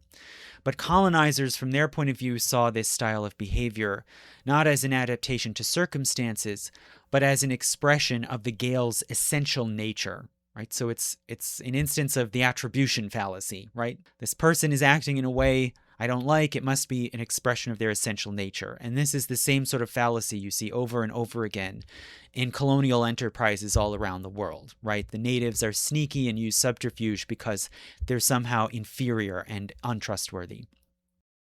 But nonetheless, in general, the Normans and the English tended to see Ireland as base, wild, and barren, as a generally unpromising and hostile territory, but one that they were determined to control anyway. In May 1176, Richard de Clare died, and the power vacuum only got worse. In 1177, Henry appointed his own young son, Prince John, aged 11, as Lord of Ireland, basically his trusted vassal to govern Ireland. And Henry decreed that when John came of age, he would be crowned as King of Ireland. So this was the idea, to create a sort of kin kingdom on the neighboring island. And he proclaimed this even though, for one thing, most of the country had already repudiated English authority or was in total chaos. The English really only controlled a limited portion of Ireland, basically in Dublin and southward, and even that only indirectly. And it was unclear whether even in that portion the Anglo-Norman warlords and adventurers would accept Prince John as their lord or king. So in effect, the English crown's reach exceeded its grasp. It claimed powers and prerogatives that it could not really carry out on the ground. But nonetheless, this decree in 1177 set up what has been called the English lordship, which then lasted for more than 300 years. And this term, the English lordship, for one thing, it can be misleading, since the first foreign overlord, Henry II, was really not even English but French, and he tried to add Ireland into his domains, which spanned Britain and France. But still, over the years, after 1200, 1300, the royal government did become more and more English and more focused on England. And Ireland mattered to them because of its significance to the security of England. Ireland is a sizable, productive country with good ports and harbors that could potentially be used as staging grounds to attack Britain, as they were back in the 300s and 400s. And the situation you can see is similar to Korea in relation to Japan, right? When I talked about Korea, Japanese officials called Korea a dagger aimed at the heart of Japan. Right? For simple reasons of geography, they could not ignore Ireland. So for centuries, England was continually sucked into the power vacuum of Ireland and could never really govern the island except in limited enclaves, but at the same time could never entirely disengage for fear that Ireland would become a base for England's enemies. They were stuck, you could say, in an endless quagmire, and the country was constantly divided, with English power ebbing and flowing from east to west and back again. So I want to talk for a bit about this lordship period, which lasted from the 1170s until 1540, and then about the period of direct royal rule and colonization of Ireland under the Tudors and Stuarts, up until the 1690s, when Protestant royal power was finally fully established on the ground. And just to give a basic overview first of what happens here, The English, as we said, were compelled to remain involved in Ireland, but at the same time the English crown was always distracted by wars in other places, such as in Scotland, France, the Low Countries, at sea with Spain, or internally, as in the War of the Roses and later the English Civil War. So the English crown hardly ever wanted to spare any money or troops for Ireland, and instead the English tried to control Ireland on the cheap. And they used a series of recurring strategies of control. For one thing, on the part of English and Norman conqueror and adventurers, they used strategic alliances with Irish potentates, such as by marriage, and you can see Strongbow's marriage with Aoife as sort of setting the first precedent for this. They used fortification. The conquerors built numerous castles all over the island, first in wood and earth, and then in stone in the Norman style. On the part of the crown, they used the appointment of royal representatives to exercise and extend royal authority on the ground in Ireland. There was always an English justiciar, basically the supreme judicial officer. Also, often there was a lord deputy, or a figure with a similar title with military powers. And early on, this Lord Deputy was usually a trusted English courtier or royal family member, and then sometimes later was a local Irish potentate who had greater influence on the ground. And the expectation was that these officials and their ministries would be small and could operate only using taxes raised within Ireland, so they wouldn't be a financial burden to the English. They also attempted the imposition of English customs, such as English law, including the common law administered in royal courts, and feudal law, which especially governed inheritance and determined who would rule and control lands and population on the ground and on what terms. Control over worship and the enforcement of religious conformity. The co-optation of local elites by various means, including the granting of titles and privileges under English law, and appointments to offices like sometimes even Lord Deputy, the holding of parliaments, usually composed of hand-selected loyal elites to give the appearance of self-rule, and then in later years the granting of tracts of land in return for loyalty, or at least passive acquiescence and acceptance of English rule. With the failure of co-optation, they also attempted the displacement of elites. For one thing, by segregation, efforts to separate the English and Gaelic populations and prevent assimilation or intermixture, and the seizure of land, the breakup of noble and church estates and of tribal territories. When displacement of elites failed, this would escalate then into the displacement of the population at large. So this involved forced replacement by expulsion of local inhabitants and the resettlement of English and Scottish colonists on the land, and very rarely deployment of armies and open warfare to suppress armed resistance and expel inhabitants. But as we said, this is relatively rare because it was very expensive and risky and was only done when the English were desperate. So English monarchs usually oversaw this continuing campaign only indirectly through deputies and emissaries, and only a few English monarchs ever visited Ireland themselves or made a serious effort to impose personal control over Ireland. The first one who actually did do this was the Prince John Lackland, who then became King John. Now, you may know him as a fairly ignominious figure. He's known today as the villainous Prince John in Robin Hood, and he also was the king who was forced to sign the Magna Carta. But strangely, he was a fairly effective ruler in Ireland. He first went to Ireland in 1185, when he was basically an immature and reckless teenage prince. He insulted the Gaelic lords' beards, and he gave out noble titles, fiefdoms, and government offices to his young buddies. And this actually helped, ironically, to build out an English elite that could run the country on the ground. For example, the Butler family, which became a very powerful family that held many offices in Ireland.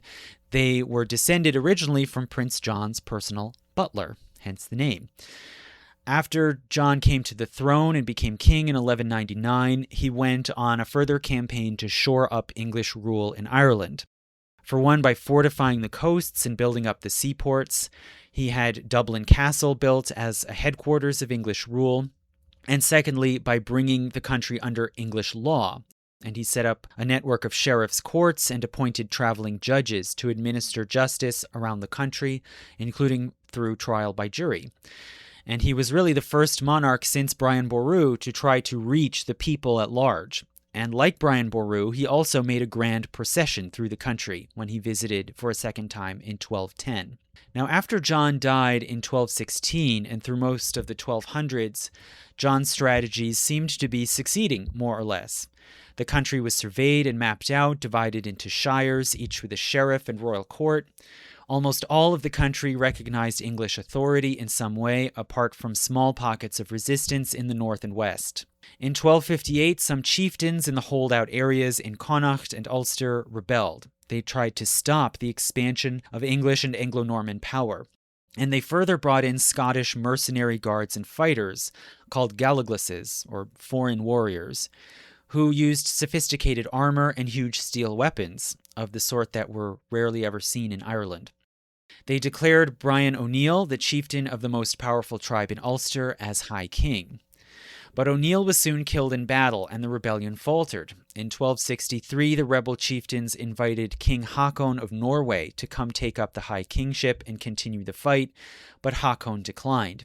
Open military opposition was quelled, and the justiciar began to convene periodic parliaments of Ireland, which were limited only to English colonists and their descendants. And the crown and these parliaments together were able to deal with conflicts and crises and to maintain English law and sovereignty. So in effect, by the 1270s, the alliance of the English crown and the Anglo-Norman elite more or less controlled the whole country, and one can see this as the height of the English lordship. But still, even by this time, long-term problems were emerging, which over time would undermine and nearly destroy the English system. So among these challenges, the first and most pervasive one was assimilation. So at the height of the English lordship in the 1200s, there were only about 2,500 English colonists in all of Ireland, and they were immersed in a much larger Irish Gaelic population.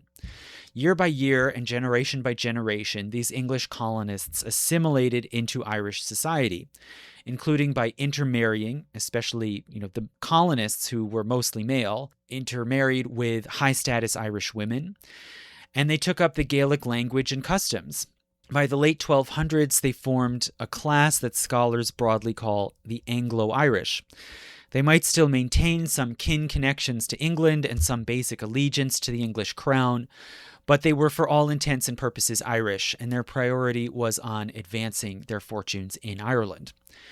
So whereas the English crown had hoped and tried to assimilate the Irish into English civilization through law, the tide increasingly turned the other way, with the English assimilating into Ireland. And in the realm of law, the English crown tried to enforce the use of common law, but many Gaelic Irish clans continued to use the Brehon laws, and the Anglo-Irish increasingly adopted some elements of that tradition as well, leading to a peculiar blended legal system. Later on, after 1300, the English crown would try to stop this tide of assimilation by drawing and imposing boundaries between the English and the Irish. For instance, in 1366, the crown got the Irish Parliament to enact the Statutes of Kilkenny, and these laws forbade the English to intermarry with the native Irish, to adopt Irish children, or Gaelic names, customs, or dress, or even to play Irish sports. And it required them instead to teach their children the English language and English sports like archery. But these laws were simply unenforceable, and so were other similar ones that were enacted repeatedly over the next centuries. So in effect, the Anglo-Irish and the old native Gaelic elite, despite their differences, drew gradually closer and increasingly saw their interests as aligned, especially as against the crown. And this led to a second major problem, which was open political opposition. So this first flared up in the 1290s. At that time, King Edward I of England was engaged in a war with Scotland over control of the Scottish throne, and this turned out to be a long and costly war. So Edward seized money from the Irish treasury to pay for this war, which left the royal government in Ireland nearly broke. And also the crown conscripted soldiers from Ireland to go fight in this war. And this created fury among the Anglo-Irish elites in the parliament, to the point that Edward had to promise to stop taking funds out of Ireland and to spend tax revenues only within the country. Meanwhile, Irish Gaelic lords and chieftains were remilitarizing, and many of them continued to import and retain Scottish Galloglus mercenaries, who then introduced up-to-date military technologies, and a lot of these Gaelic lords built up sizable private armies. By 1300, many were able to refuse to pay tribute or taxes, and even to raid English domains, and became effectively independent powers. This then raised the further spectral threat of an all-out revolt against the crown, involving Anglo-Irish, Gaels, and Scots. And this nearly came to pass in the 1310s. So there was a Scottish invasion of Ireland in the 1310s, and it followed after 1314, when the Scottish king Robert the Bruce won a major victory over the English at Bannockburn. And after this victory, some parties in Scotland wanted to press their advantage by exploiting the discontent and disorder in Ireland and attacking the English crown there, thus opening up a second front against England and even possibly creating a grand Gaelic alliance uniting Scotland and Ireland.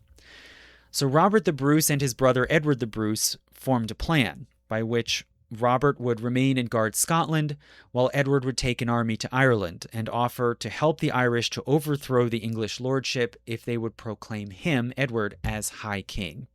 So in 1315, Edward the Bruce landed with an army in Ulster. Some Irish lords and many Scottish Galloglus mercenaries rallied to join him. And this newly formed army took some territory, and they crowned Edward the Bruce as High King. And in 1316, Robert the Bruce himself sailed over from Scotland and joined to support them. But this campaign was very hard to sustain. It was launched, as it happened, at the start of a food shortage, which soon resulted in a famine that swept through both Britain and Ireland. And Edward the Bruce's troops were often brutal and rapacious in requisitioning food from the Irish people, even as they were already starving. So the Scots lost the support of the populace, and in 1317 many Irish troops and fighters abandoned and returned to defend their own home domains. The invaders then failed to capture Dublin, and in 1318 Edward the Bruce died in battle, and the movement collapsed. So the English crown could see that they had really dodged a bullet here, and this invasion showed how fragile England's hold over most of Ireland really was. And after Edward III came to the throne in 1327, he began a campaign of retrenchment, enlarging the English military presence and reinforcing the legal system. He barred any Irishmen, even Anglo-Irish, from any government offices, and he tried to create a more secure, controllable colonial regime. But this only worked within very limited areas. In most of the Gaelic-controlled zones, the reforms were unenforceable, and the country became split, with the English controlling just part of the south and east within Munster, Leinster, and Meath, while Ulster and Connacht were really totally lost and became effectively independent Irish statelets. Then in the 1340s, the Black Death struck Ireland, and it hit the towns especially hard, and this further decimated the remaining English population. So by the 1350s, the lordship was under attack from all sides, from disease and from resurgent Irish power, and the whole system seemed at risk of collapse. In 1361, King Edward appointed his son Lionel, the Duke of Clarence, as Lord Lieutenant of Ireland, and dispatched him to try to restore order. Lionel tried his best, but really got nowhere, and basically gave up. But just before leaving, on his way out the door, he promulgated the Statutes of Kilkenny, which tried to stop Anglo-Irish assimilation. By the time Edward III died in 1377, the country was basically in chaos, and the crown had lost control even of Leinster. So the Irish Parliament asked the new young king Richard II to help restore order. And at first, Richard was distracted with wars in France, but in 1394, Richard did sail and land an army in Ireland and retook control of Leinster. So this was the second time an English monarch actually went to Ireland. And much like King John 200 years earlier, Richard made a show of force and then used diplomacy and persuasion to try to regain the loyalty of most of the lords and chiefs. A large delegation of Irish lords went to him at Dublin Castle, and they struck a bargain with King Richard, according to which they would pay homage to Richard and recognize him as their overlord, and in return King Richard would recognize the lords' autonomy and control over their own lands, except for a limited strip of territory, running basically from Dundalk, just north of Dublin, down along the eastern coast to Waterford in the south. And this would be a zone of direct English control, subject to English law. And this deal basically seems to resolve the situation and restore order and English authority. But the English grip even on this colony soon slipped. So Richard II returned to England in 1395, and much of the country again fragmented and fell back into war and feuding. So in 1399, Richard returned to Ireland, and this time most of the Irish lords opposed him. Furthermore, while he was away in Ireland, his relative Henry Bolingbroke staged a coup back in England and forced Richard to abdicate, and Bolingbroke took the throne as Henry IV. So after this point, England was embroiled in dynastic wars and feudings over the English and French thrones, and they paid hardly any attention at all to Ireland. Through the early 1400s, royal power in Ireland continued to decline. Some Anglo-Irish emigrated back to England. The Gaelic kings and chieftains reasserted power in most of the country, and they ate away bit by bit at the zone of English control. So the crown had to gradually retrench until the territory they effectively controlled shrank to just a small area around Dublin. And this zone came to be called the Pale. And this comes from a word for a wooden stake. And so it refers, in this way, metonymically, it refers to a fortified enclosure surrounded by wooden palisades. And in this way, this whole idea of the Pale reflects a kind of siege mentality. And the Gaelic-controlled areas beyond the Pale were seen as dangerous, uncivilized, and uncouth. And yes, this is the origin of the phrase beyond the Pale. Now, in fact, away from the Pale, Gaelic Ireland experienced some reasonable degree of stability, and Gaelic civilization carried on with a great deal of continuity and in some degree of isolation. So some Gaelic kings and chiefs functioned almost as sovereign rulers, and they built diplomatic contacts with foreign states, including France and especially Spain, in the hopes that these might even help them in case of a conflict with England. But nothing much comes of this, and trade at this time, it seems, was very slow. The country was more isolated than it had been. Monasticism declined, with very little contact with the international orders like the Benedictines. And the gap was filled in part by friaries. So all the mendicant orders opened new houses all over Ireland, especially the Franciscans. And these were more plain in living and closer to the people. And the friars in the 1400s became really the main churchmen that most of the people knew and had contact with. Priests were scarce, and they were largely trained at seminaries abroad, such as in France and Italy, that Irish patrons set up in order to train clergy and keep the church in Ireland alive. And this was one of the few links really enduring with the outside world. So Ireland was mostly isolated and neglected by England until it ended up being drawn into the dynastic rivalries within England that then led to the War of the Roses. So in the 1440s, Henry VI was on the throne of England. From the House of Lancaster, he was a descendant of Henry Bolingbroke, but he was mentally unwell, and he was embroiled in a long series of war in France, which he was mainly losing. The government was run more by his wife, Margaret. Their main rival, the Lancasters' main rival, was a relative, Richard of York, who had a great deal of influence and support, and Henry and Margaret feared that York might try to seize the throne from Henry. So in 1447, they appointed Richard of York as Lord Deputy of Ireland. And you could think of this as their way to try to get him out of the way, right? Send him over to Ireland. But Richard took advantage of this posting, and he quickly built support in Ireland, including making friends with the King of Leinster and the O'Neill clan in Ulster. Right? So the O'Neills, as we've been saying, were the powerful clan in Ulster.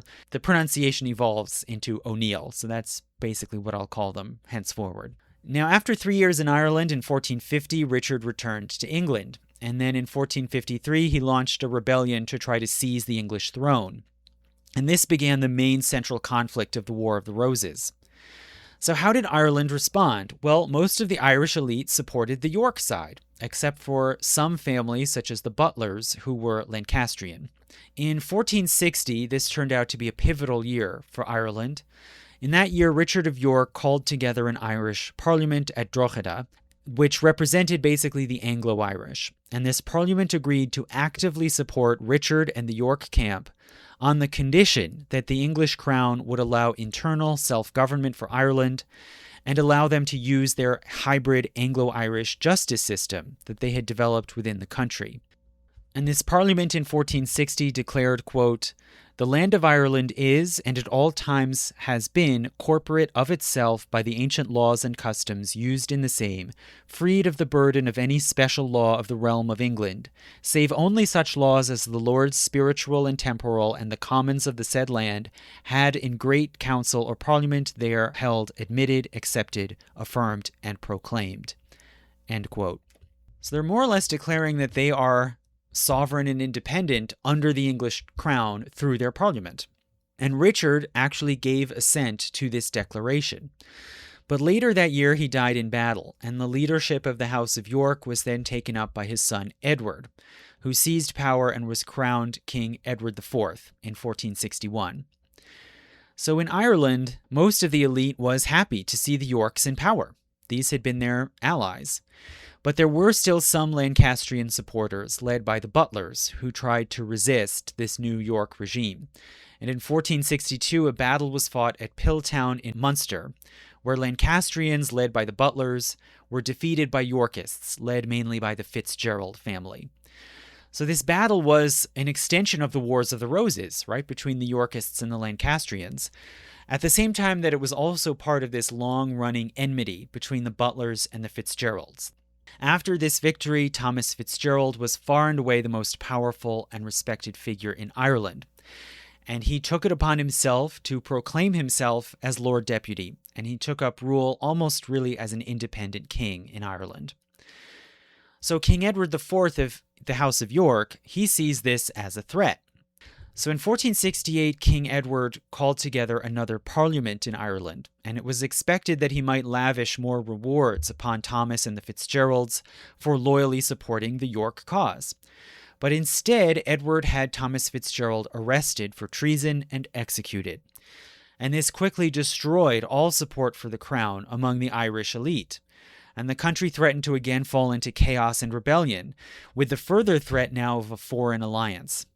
So the crown had to try to mollify the Irish elite, and in 1477, Edward appointed as Lord Deputy Thomas Fitzgerald's cousin, Gerald Fitzgerald, the 8th Earl of Kildare. So Gerald was the one who had taken up Thomas's place as leader of the Fitzgerald clan, and he is the only one with the credibility to corral the Irish elites and keep order. And in effect, he then rules as a more or less independent monarch for 39 years. And he comes to be known in Gaelic as Gerrit Mór, or Gerald the Great. Two different English kings, Edward IV and Henry VII, sent envoys to Ireland to try to unseat and replace Gerald. But each time Gerald simply turned them away, and the English crown did not want to go to the expense of fighting him. And Gerald, it seems, always insisted that the agreement of 1460 remained in place, by which Ireland could manage its own affairs and its own legal system, so long as it remained loyal to the crown by at least keeping foreign troops out of the country. After Gerald died in 1513, he was succeeded as Lord Deputy by his son, also named Gerald, the 9th Earl of Kildare, who came to be called Gerrit Og, or Gerald the Younger. So through this whole period, from 1477 up to the 1530s, this has been called the Kildare Ascendancy, and Ireland continued to be relatively isolated, but was more or less able to manage its own affairs while eschewing foreign alliances and remaining under nominal English suzerainty. And the kings generally just had to accept this arrangement, even including Henry VIII for the first 2 decades after he took the throne in 1507. So it was clear to Henry VIII, or even more so to his chief minister, Cardinal Wolsey, that any attempt to seize control of Ireland from the House of Kildare would likely involve an expensive war. So they held back and accepted the situation. But in 1529, Wolsey fell from power, and Thomas Cromwell took his place as Henry's chief minister. And Cromwell was on a mission to eliminate all rival power bases that might challenge the crown. In 1533, he had Jared Og arrested on charges of theft and taken to the Tower of London, where he later died. And this sparked a large rebellion against the crown. So the Fitzgeralds and their supporters attacked Dublin, and some fighters killed the Archbishop of Dublin as he tried to flee.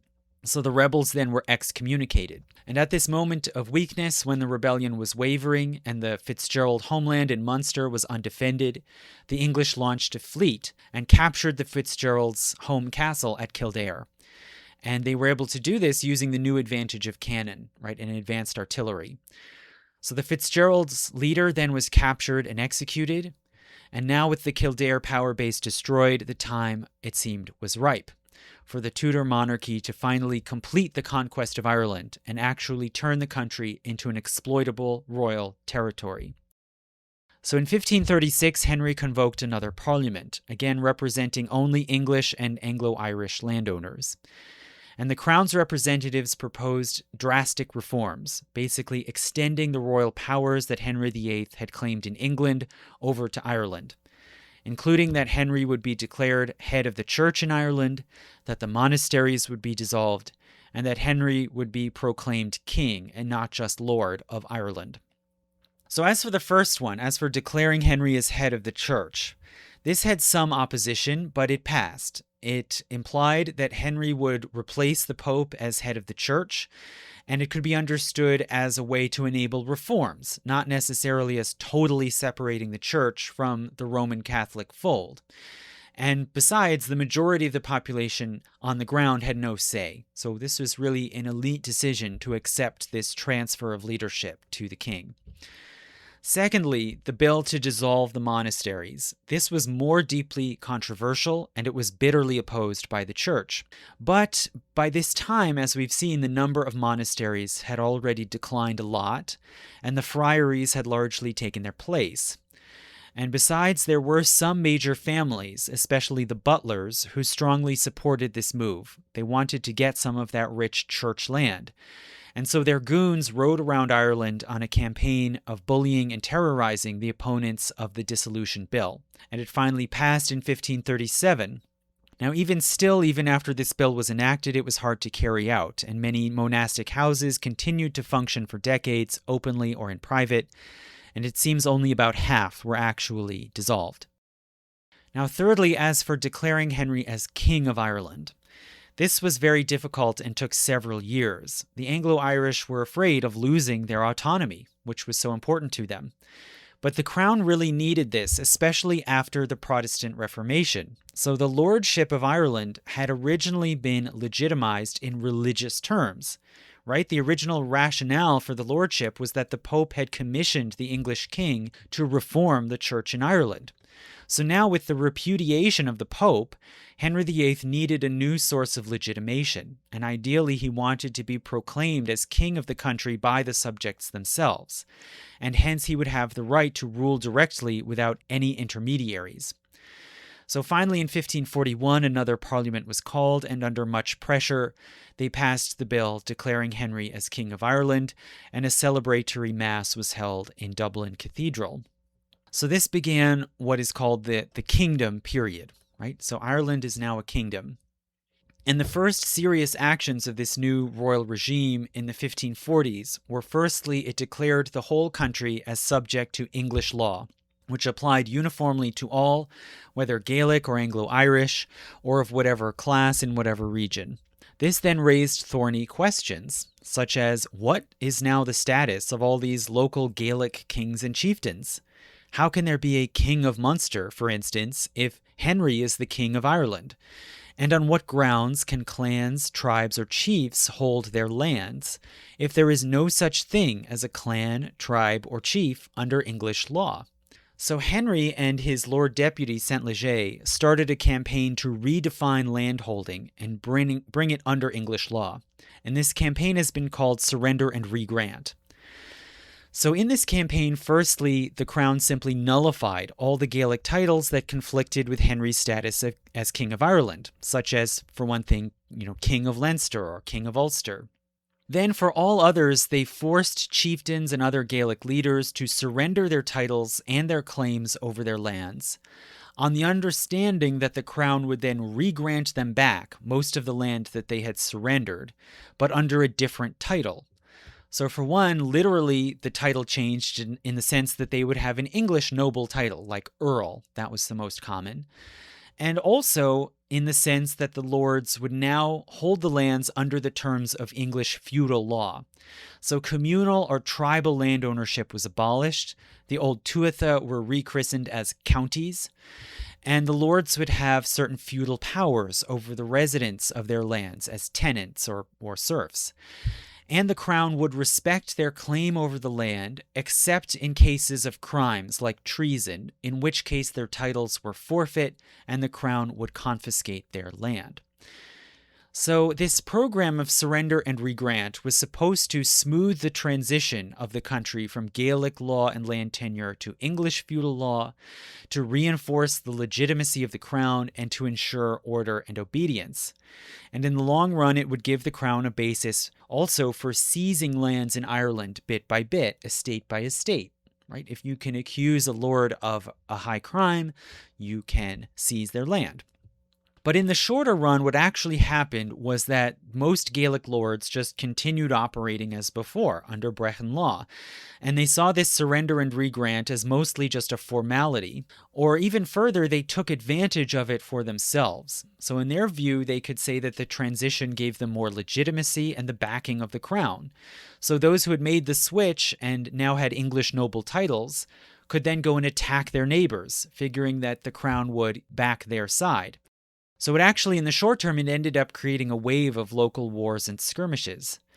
And another complication that then arose was that English law requires primogeniture. In other words, feudal estates must pass entirely to the eldest male heir. But Irish chieftaincies usually passed, as we saw, by tanistry. The heir would be selected by the family. So now, when any Gaelic lord died, the family often chose a successor who was not the eldest son, but the eldest son could claim to be the legitimate heir under law. So many families then split, creating little dynastic feuds and schisms. And what is more, the eldest male heir in this feud could then try to appeal to the crown as being the more legitimate claimant. And this hence could draw the state into these local feuds and escalate them into civil wars. And this is what would happen most significantly in Ulster, as we'll see. But at least things were relatively calm as of 1547, when Henry VIII died. And he was succeeded then by his son, who took the throne as Edward VI. And Edward VI was a zealous Protestant, and he was most concerned with reforming the church and moving it away from the teachings and worship styles that he associated with Catholicism. In 1551, Edward had the Book of Common Prayer printed in Dublin, and this was the first ever English book printed in Ireland. And the book was distributed throughout Ireland to be used as the new liturgy in all churches. Now, most Irish clergy simply ignored this mandate. Most of their parishioners didn't know English at all. It was foreign to them. And even those who did not want to change the form of the Mass that they had practiced for centuries. So this reform campaign barely penetrated most of Ireland. And this was the beginning then of a new religious divergence, where England became more and more strongly Protestant and Reformed, while Ireland stayed behind, becoming more entrenched in traditional Catholicism. Also, in 1550, some Irish chieftains from the counties of Leix and Offaly in the interior of Leinster violated English law and attacked and raided the Pale. So the crown sent out armies to subdue these local lords and seize their lands and castles. They then tried to rent these estates out to loyal subjects from England, and this was an early forerunner or step towards the practice of settlement, basically expelling and replacing the Irish population. And this early effort failed because the locals around those counties could fight back and basically kept these English tenants out. But in 1553, Edward died, and his sister Mary took the throne. Now, on the one hand, Mary was a devout Catholic, and she reversed the religious policies. She reestablished Catholicism as the state religion. So that was nice for Ireland, right? This pressure to change over to the Book of Common Prayer was dropped. But that's really as far as it went, as far as the positive side for Mary. With respect to land, Queen Mary continued the policy of trying to replace rebellious or lawless Gaelic lords with English subjects. For instance, in Leix and Offaly in Leinster, which had been, a base, as we saw, for raids upon the Pale, she seized these counties, made them royal domains, renamed them as kings and queens counties, and used them for the first plantations. So seized lands were divided up and distributed to English colonists, who then created a settlement that was basically a military outpost, set amidst hostile Gaelic lands. And this then set the precedent for more plantations in later years. And these would later take on more of a religious mission, right, to plant Protestantism into the Catholic countryside. And it's just ironic that this was actually started first by a Catholic monarch, right? At first, it was just about English power and law. It later took on this religious dimension, especially after Elizabeth came to the throne in 1558. Right, so Elizabeth was Mary's sister, who was a Protestant. And as for religious policy, in 1560, Elizabeth's government extended the Protestant reforms in the Church of England to Ireland. And Protestantism did start to take hold to some degree, mainly in Dublin and the Pale, and to some degree in other areas beyond. But the Protestant inroads were very limited and mostly short-lived. So later on, through the course of the 1500s, Jesuit missionaries traveled through the countryside, administering the sacraments and keeping up traditional Catholicism. And many Irishmen, in order to become priests, still went abroad to Catholic seminaries on the continent. So Elizabeth tried to stem this tide, and in 1592 she founded Trinity College Dublin to educate clergy within Ireland, and this college always accepted Catholics as well as Protestants. So this can be seen as a rare beneficent move by Elizabeth's regime in Ireland, but overwhelmingly she was seen as an enemy of the Irish. So politically, the Crown prosecuted a long, slow campaign of land confiscation, basically by arresting and imprisoning or executing Irish chieftains, often for questionable transgressions such as stealing cattle, and then taking their lands and estates for the crown. So Elizabeth faced increasing resistance by the most powerful chiefly clans, who tried to continue governing their domains independently and to defend their territories. And the main bases of resistance were two. In the north, Ulster, dominated by the powerful O'Neill family, and in the south, Munster, led mainly by the Fitzgeralds. So both of these regions would become significant strongholds of resistance and would only be subdued after much bloody conflict. And then later, after 1600, when the country was pacified, both of them would become targets for plantations or colonization. So as for the O'Neills, they were the most powerful family in Ulster, seated in the county of Tyrone, in the rugged interior of Ulster. And they had accepted the English title of Earls of Tyrone.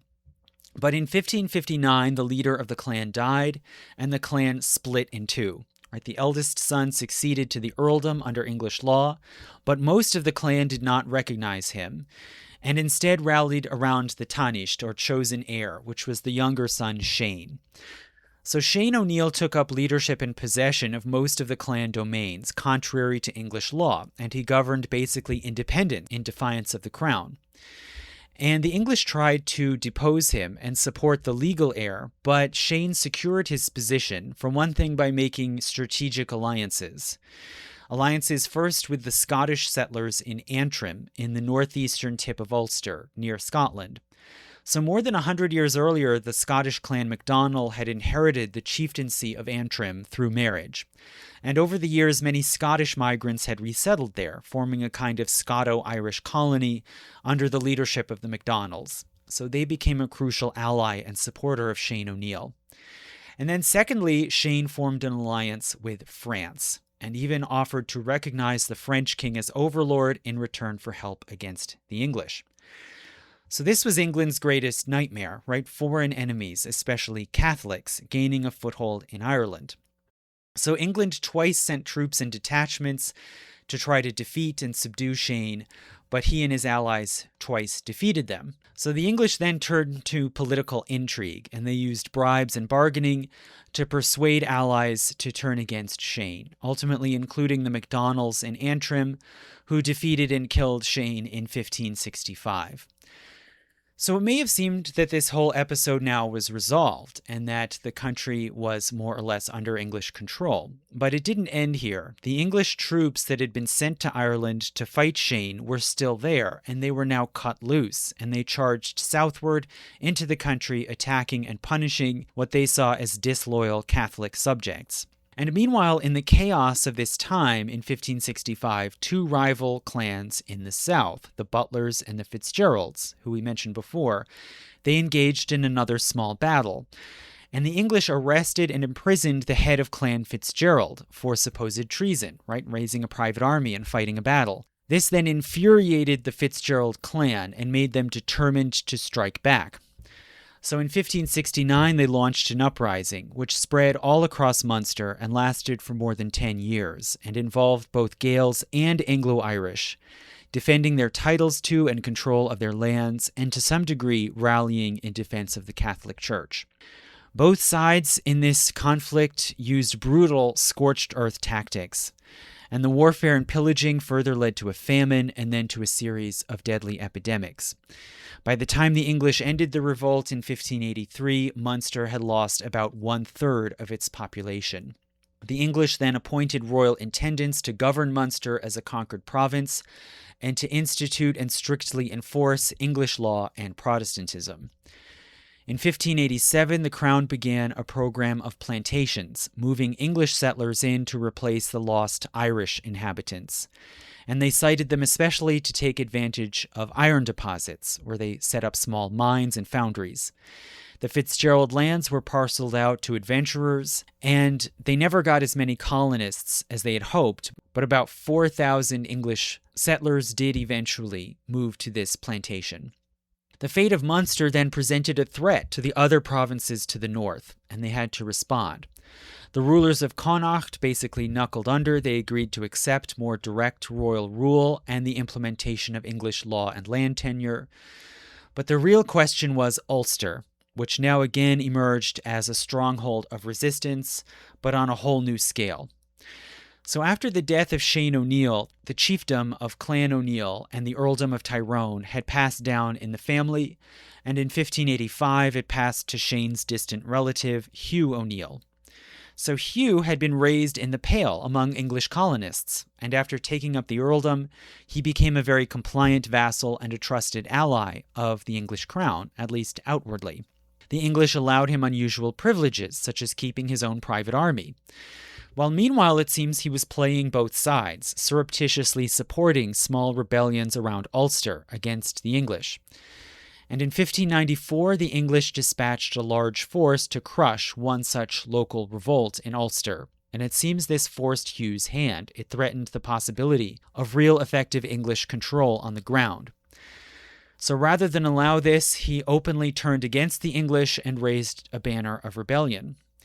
The English had to struggle all over again to try to subdue the O'Neills, and after basically 2 years of stalemate, in 1597, Hugh issued a set of demands. He demanded that all English troops and officials leave Ireland, that Ireland be a self-governing kingdom with religious freedom for Catholics and with a government staffed by native Irishmen. In 1598, the English rejected these demands, and they dispatched another force of 4,000 troops to Ulster, which O'Neill easily defeated. So now, with this victory, the revolt quickly spread all over Ireland, to Munster, Leinster, Connacht, and even the Pale. Lords and chieftains, both Gaelic and Anglo-Irish, rose up to reclaim their lands and autonomy from the crown, and they also appealed to the populace to defend the Catholic faith. In 1599, Elizabeth appointed her young favourite, the Earl of Essex, as Lord Deputy of Ireland and dispatched him to put down the rebellion. He arrived in Ireland with an army of 17,000 troops, which was the largest army ever to land in Ireland. And he went on a campaign, first in the south, mainly in Munster, which he thought would be easier terrain, but he lost thousands to warfare, hunger, disease, and desertion. He managed eventually to establish control over Munster and Leinster, and finally turned northward to confront O'Neill directly. But he had only about 4,000 men left, and he soon realized he could not possibly conquer Ulster, so he called for a truce with O'Neill and then sailed back to England, where he was immediately put under house arrest. And, there was later intrigue, and he was ultimately executed. So how did all of this end? Well, in 1600, the English finally dispatched another large force, this time under a much better commander, Lord Mountjoy, and they exploited the advantages of naval power and artillery. They bombarded and captured castles around the coasts of Ireland and built more fortresses guarded by garrisons and cannon. And one by one, counties were forced to capitulate and abandon the rebellion. By the end of the year, the noose was closing in on Ulster, and O'Neill's last hope now was assistance from Spain. But this did not come until later in 1601, which was really too late.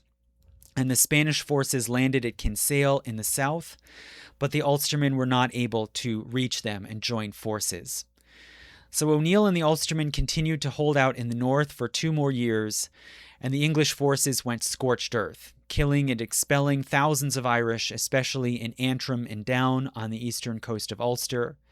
In March 1603, just days after Queen Elizabeth had died, O'Neill finally offered his surrender to the English, and they made a treaty which held that O'Neill would be pardoned and could keep his lands in Tyrone as long as he renounced his Gaelic title, and the lands would be under English law, the official language would be English, the Earl would not be allowed to support any Catholic seminaries or Gaelic bards, which apparently were seen as dangerous inspirers of disloyalty. So this agreement laid some groundwork for the English to transform Ulster from a Gaelic stronghold into an English colony. Now, by the time that this treaty was made, as I mentioned, Elizabeth had already died, and the throne had passed now to King James of Scotland, who took up rule in England as James I, and this was the beginning of the rather ill-fated Stuart dynasty in England.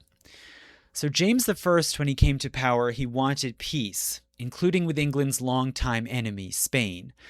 But he was also a committed Protestant, and in the long run he wanted to Protestantize Ireland, whether through reform, conversion, or population replacement. So for several years there was some relative calm in Ireland, until in 1607 James summoned Hugh O'Neill to London, supposedly to mediate a land dispute. But Hugh was warned that if he went, he would be arrested and possibly executed on charges of treason. And this would mean not only his demise, but very likely the takeover of Ulster as a royal domain. So O'Neill and his closest surviving ally, the Earl O'Donnell of Tyrconnell, immediately departed abroad to the continent, and they eventually landed up in Rome. And it seems that O'Neill reportedly still harbored hopes of returning to Ireland and continuing resistance against the English, but this never happened. And this event in which O'Donnell and O'Neill fled abroad, this has come to be called the Flight of the Earls, and in retrospect it's seen as really the end of Gaelic power in Ireland. But this would be echoed later, as we'll see, at the end of the century. So the Flight of the Earls opened the door to a massive campaign to colonize Ulster, and this had 2 prongs. One was in eastern Ulster, in Antrim and Down, right? So those are those areas that were largely Scottish in population, but also had been depopulated by warfare and ethnic cleansing. And the Scottish MacDonalds moved in thousands of Scots, mainly Presbyterians, from the lowlands of Scotland. In central and western Ulster, the Crown commissioned planters and so-called undertakers to move in settlers and parcel out lands to Protestant colonists. So in large areas, especially in the interior, it was very difficult to get settlers to move into this rugged terrain with many hostile Gaelic inhabitants. And by this time, the toughest adventurers often chose to go further to America instead, right? So this interior of Ulster was not that attractive. And a lot of planters simply populated the lands with Irish Catholic peasants, who then became tenants of English Protestant landlords. Right? So you start getting this curious stratified society, right, with Protestant landowners and Catholic tenants. Meanwhile, in the western area of Ulster, the main county is Derry, and the Crown granted a charter to colonize Derry, and they gave this charter to the City of London Corporation, basically the Committee of Guilds that governed the City of London. And this corporation then founded a planned city near the mouth of the River Foyle in Derry, which they named Londonderry. So this was a planned walled city with serious fortifications that took 6 years to build. And it was populated mainly by Anglican English colonists from northern England. And so it became the main Protestant English stronghold in Ireland. So all, in Ulster, you had Scottish Presbyterian farmers and traders in the east, English settlers in the west, in Londonderry, and then in between mainly Irish Catholic peasants living as tenants. Now, meanwhile, right on the heels of this, in Munster, the plantation efforts resumed in the 1610s and 20s. So at this time, Catholic lords were largely barred from any office on the basis of religion, and they were now only a minority in the parliament. And this Protestant-dominated parliament passed laws requiring the Catholic landowners to forfeit 1/3 of their lands in order for their titles to be recognized. And the Crown then exploited this to seize valuable lands in Munster, especially around port towns like Cork, and thousands more colonists were settled there, including English, French, and Dutch Protestants. Now, after James died in 1625, he was succeeded by Charles I. And Charles was seen as relatively sympathetic to the Catholics. He had a Catholic wife. He relaxed persecution of the Catholics, both in England and in Ireland. And some Catholics now were still able to vote or hold some offices. And the effort at plantations slowed down, both in Ulster and especially in Munster. But nonetheless, all in all, by 1641, there were about 100 to 120,000 Protestant settlers in Ireland, and this was maybe close to 10% of the population. So this was a serious growing presence and a threat to the Catholic elite. But it was still small enough to be potentially attacked or expelled from the island if it was not allowed to go on and grow any larger. So there was a lot of mounting tension and fears on all sides in Ireland, which then spilled over in 1641. So by 1641, there was a severe constitutional crisis that had broken out in England. So in Britain, Charles I was trying to put down a rebellion in Scotland, and he needed money and troops. But the Parliament in England was dominated by Puritans who refused to allow him to levy taxes to fund this war. And hostilities mounted, and it seemed like a civil war might soon break out in England. But the Irish beat them to it, so people in Ireland quickly took sides in this constitutional crisis. The Irish Parliament, as we saw, was now majority Protestant and highly concerned about taxes, and they were basically sympathetic to the English Parliament, whereas the Catholic lords were more supportive of the king. So there was fear and mounting rumors of plots on all sides, including a fear that a parliamentarian army from Britain might invade. And this led to an uprising in 1641. So in the fall of 1641, a group of Catholic gentry lords hatched a plot, according to which they would seize Dublin Castle and would demand self-rule in Ireland and an end to Catholic discrimination. And they claimed to be acting in the name of the king, which, almost surely was not true. This plot was discovered and foiled, but before the government in Dublin could act and retaliate against the Catholic lords, a massive wave of popular violence broke out. So Irish Catholics, especially peasants all over the island, but especially in Ulster, formed armed bands and mobs and attacked Protestant colonists. They killed several thousand, estimates range somewhere between 4,000 and 30,000 were killed, and others were expelled from the plantations and forced to take shelter in towns or to flee back to Britain. And reports of this violence traveled to Britain, and they were reported on in the English press with great sensationalism and exaggeration. It was commonly said in the London press that 200,000 Protestants had been killed, even though there weren't that many Protestants in Ireland. But some of these reports may have had some elements of truth as well. And interestingly, one woodcut was printed in England which showed a group of militiamen driving a crowd of naked colonists out into the wilderness. And the caption of it reads, quote, "English Protestants stripped naked and turned into the mountains in the frost and snow, whereof many hundred perished to death, and many lying dead in ditches, and savages upbraided them, saying, Now are ye wild Irish as well as we." End quote. So I think this is very interesting because, it's this sort of lurid account of atrocities against the Irish settlers. At the same time that it might be true, it's conceivably true that Irish peasants were furious at being seen and treated as wild savages, and now they're sort of getting their revenge by stripping these colonists naked and forcing them out into the wilderness. It's sort of ironic justice. But regardless, this reporting fed into a cycle of fear, violence, and chaos that continued through the winter, until in 1642, a group of Catholic lords organized a more concerted war effort. And in the fall of 1642, they founded a so-called Confederation of Ireland. And they appealed to both sides in England, both the king and the parliament, for support if they could have self-rule in Ireland and toleration for Catholics.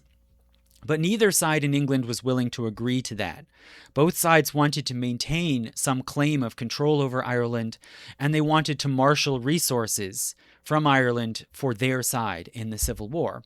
So Ireland went through almost 6 years of chaos and war with complicated shifting alliances among the Crown, the parliamentarians, and the Catholic gentry called Confederates. Meanwhile, civilians, including both the Protestant planters and the Irish Catholic peasants, were caught in the middle, with many refugees fleeing to the strongholds of their respective sides.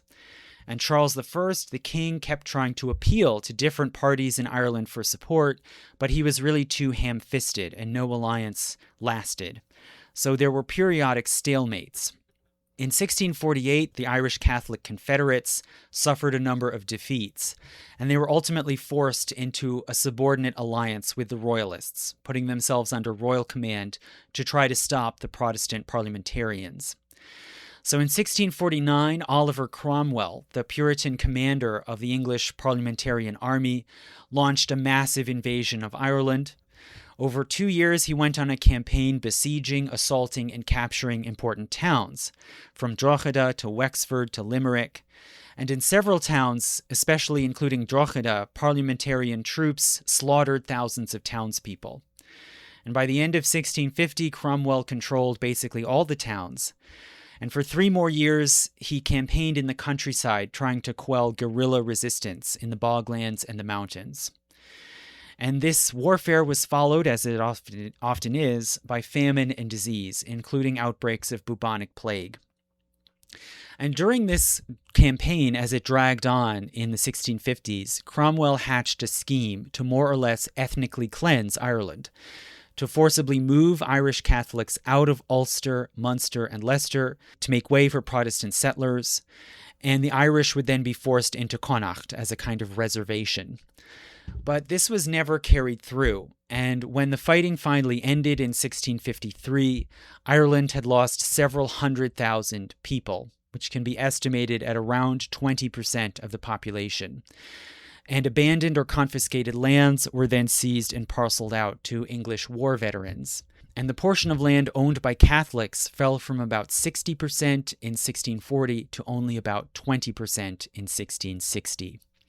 And the Cromwellian government enacted laws barring Catholics from any government offices, but not entirely from the Irish Parliament. They at least still had a minority voice in the Parliament. So then the Restoration era began in 1660, when the Stuart monarchy was returned to power. So Charles I's son returned to England and was crowned as Charles II. And like his father, he was somewhat more sympathetic to Catholics. As you may know, he ended up converting to Catholicism on his deathbed. But as king, he relaxed some of the laws against Catholic worship and the laws discriminating against Catholics in government. and Ireland saw some respite and a period of peace, and some hope that Catholics' rights, lands, and powers might be restored. And these hopes were then further bolstered in 1685, when Charles was succeeded on the throne by his brother James, who was a Catholic. But nonetheless, these hopes were dashed pretty quickly. So in 1688, the English Parliament allied with James's son-in-law, William of Orange, and they staged a coup, which seized the throne from James II, and James fled abroad to France. But James did not intend to simply give up his throne. He still wanted to gather support and strike back.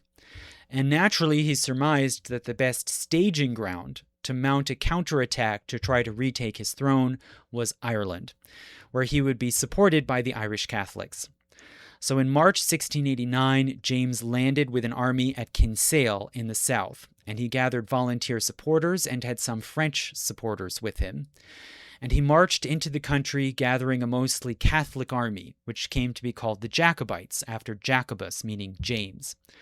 James then also called together an Irish parliament, which was majority Catholic, and it declared liberty of conscience, recognized James as king, but stipulated that the crown could not raise any taxes in Ireland without the approval of the Irish parliament.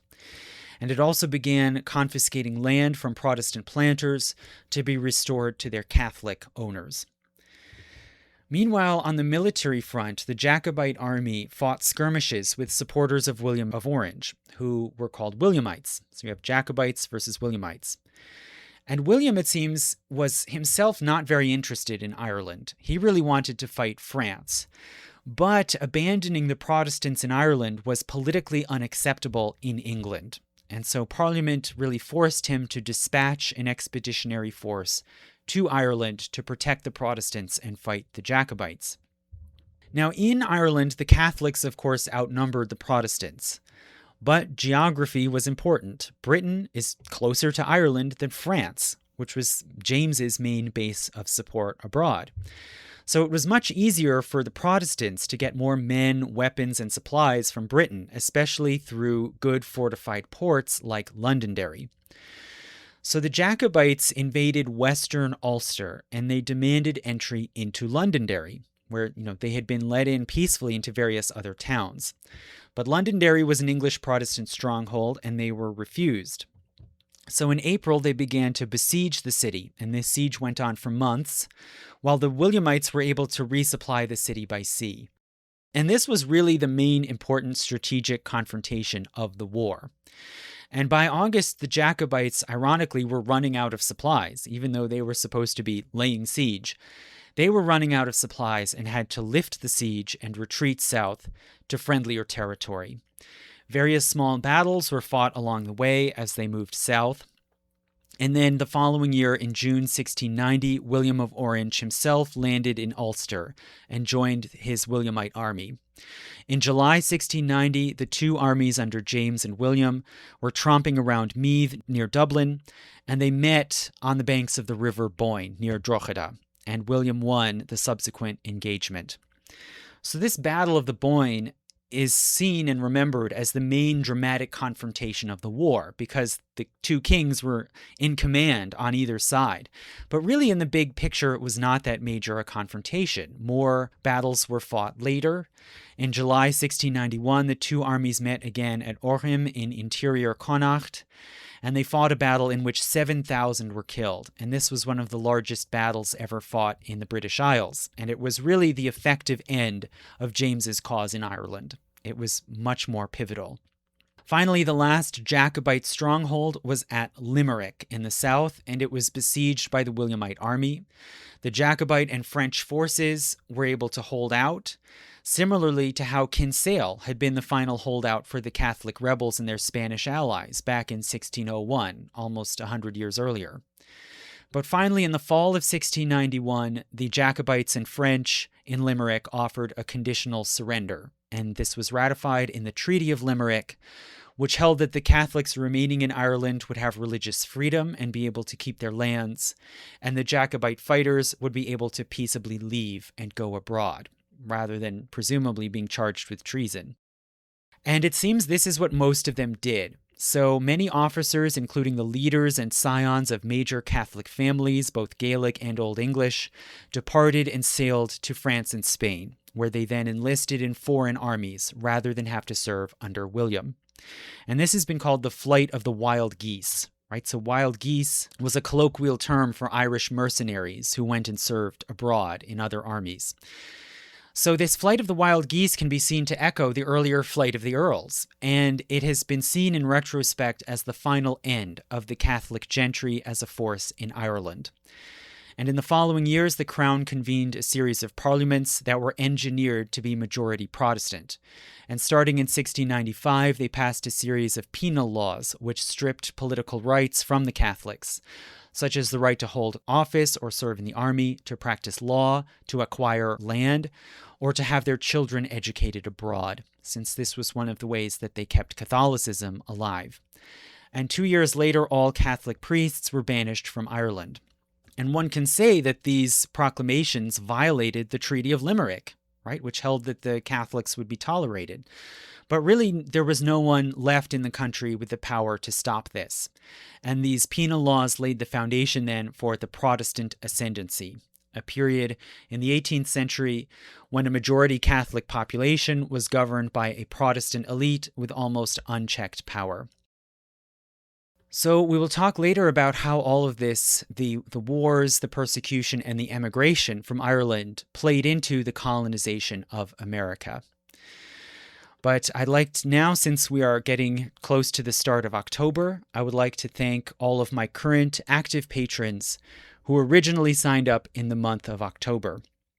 So thank you to Adam Cath, Colin Gorey, Jeannie Lyons, ZMK5, Jonah Horwitz, Andrea, Marie-Louise Wayhill, Julia Amin, J-Babe Sauce, Jennifer Serby, Evelyn Skidmore, Susie Jones, Augustus Brassfield, Tammy DeWale, Dan Solomon, Doug Borowski, Garon, Robert Duke, Thomas Boyle, Vigo Johnson, GK, Maximilian Dlugoge, Ridwan Syed, Dave Murray, Guido van der Spoel, Paul Lynch, Andy Schaefer, Sue Gifford, Austin Purnell, Ja Phipps, Marcus Pires, Oleg Odin, Eric Burns, Michael Bleach, Clemens Altenberger, Nathan Wenger, Boots Everly, Matthew Grossell, and Runa Ludvigsen. Thank you.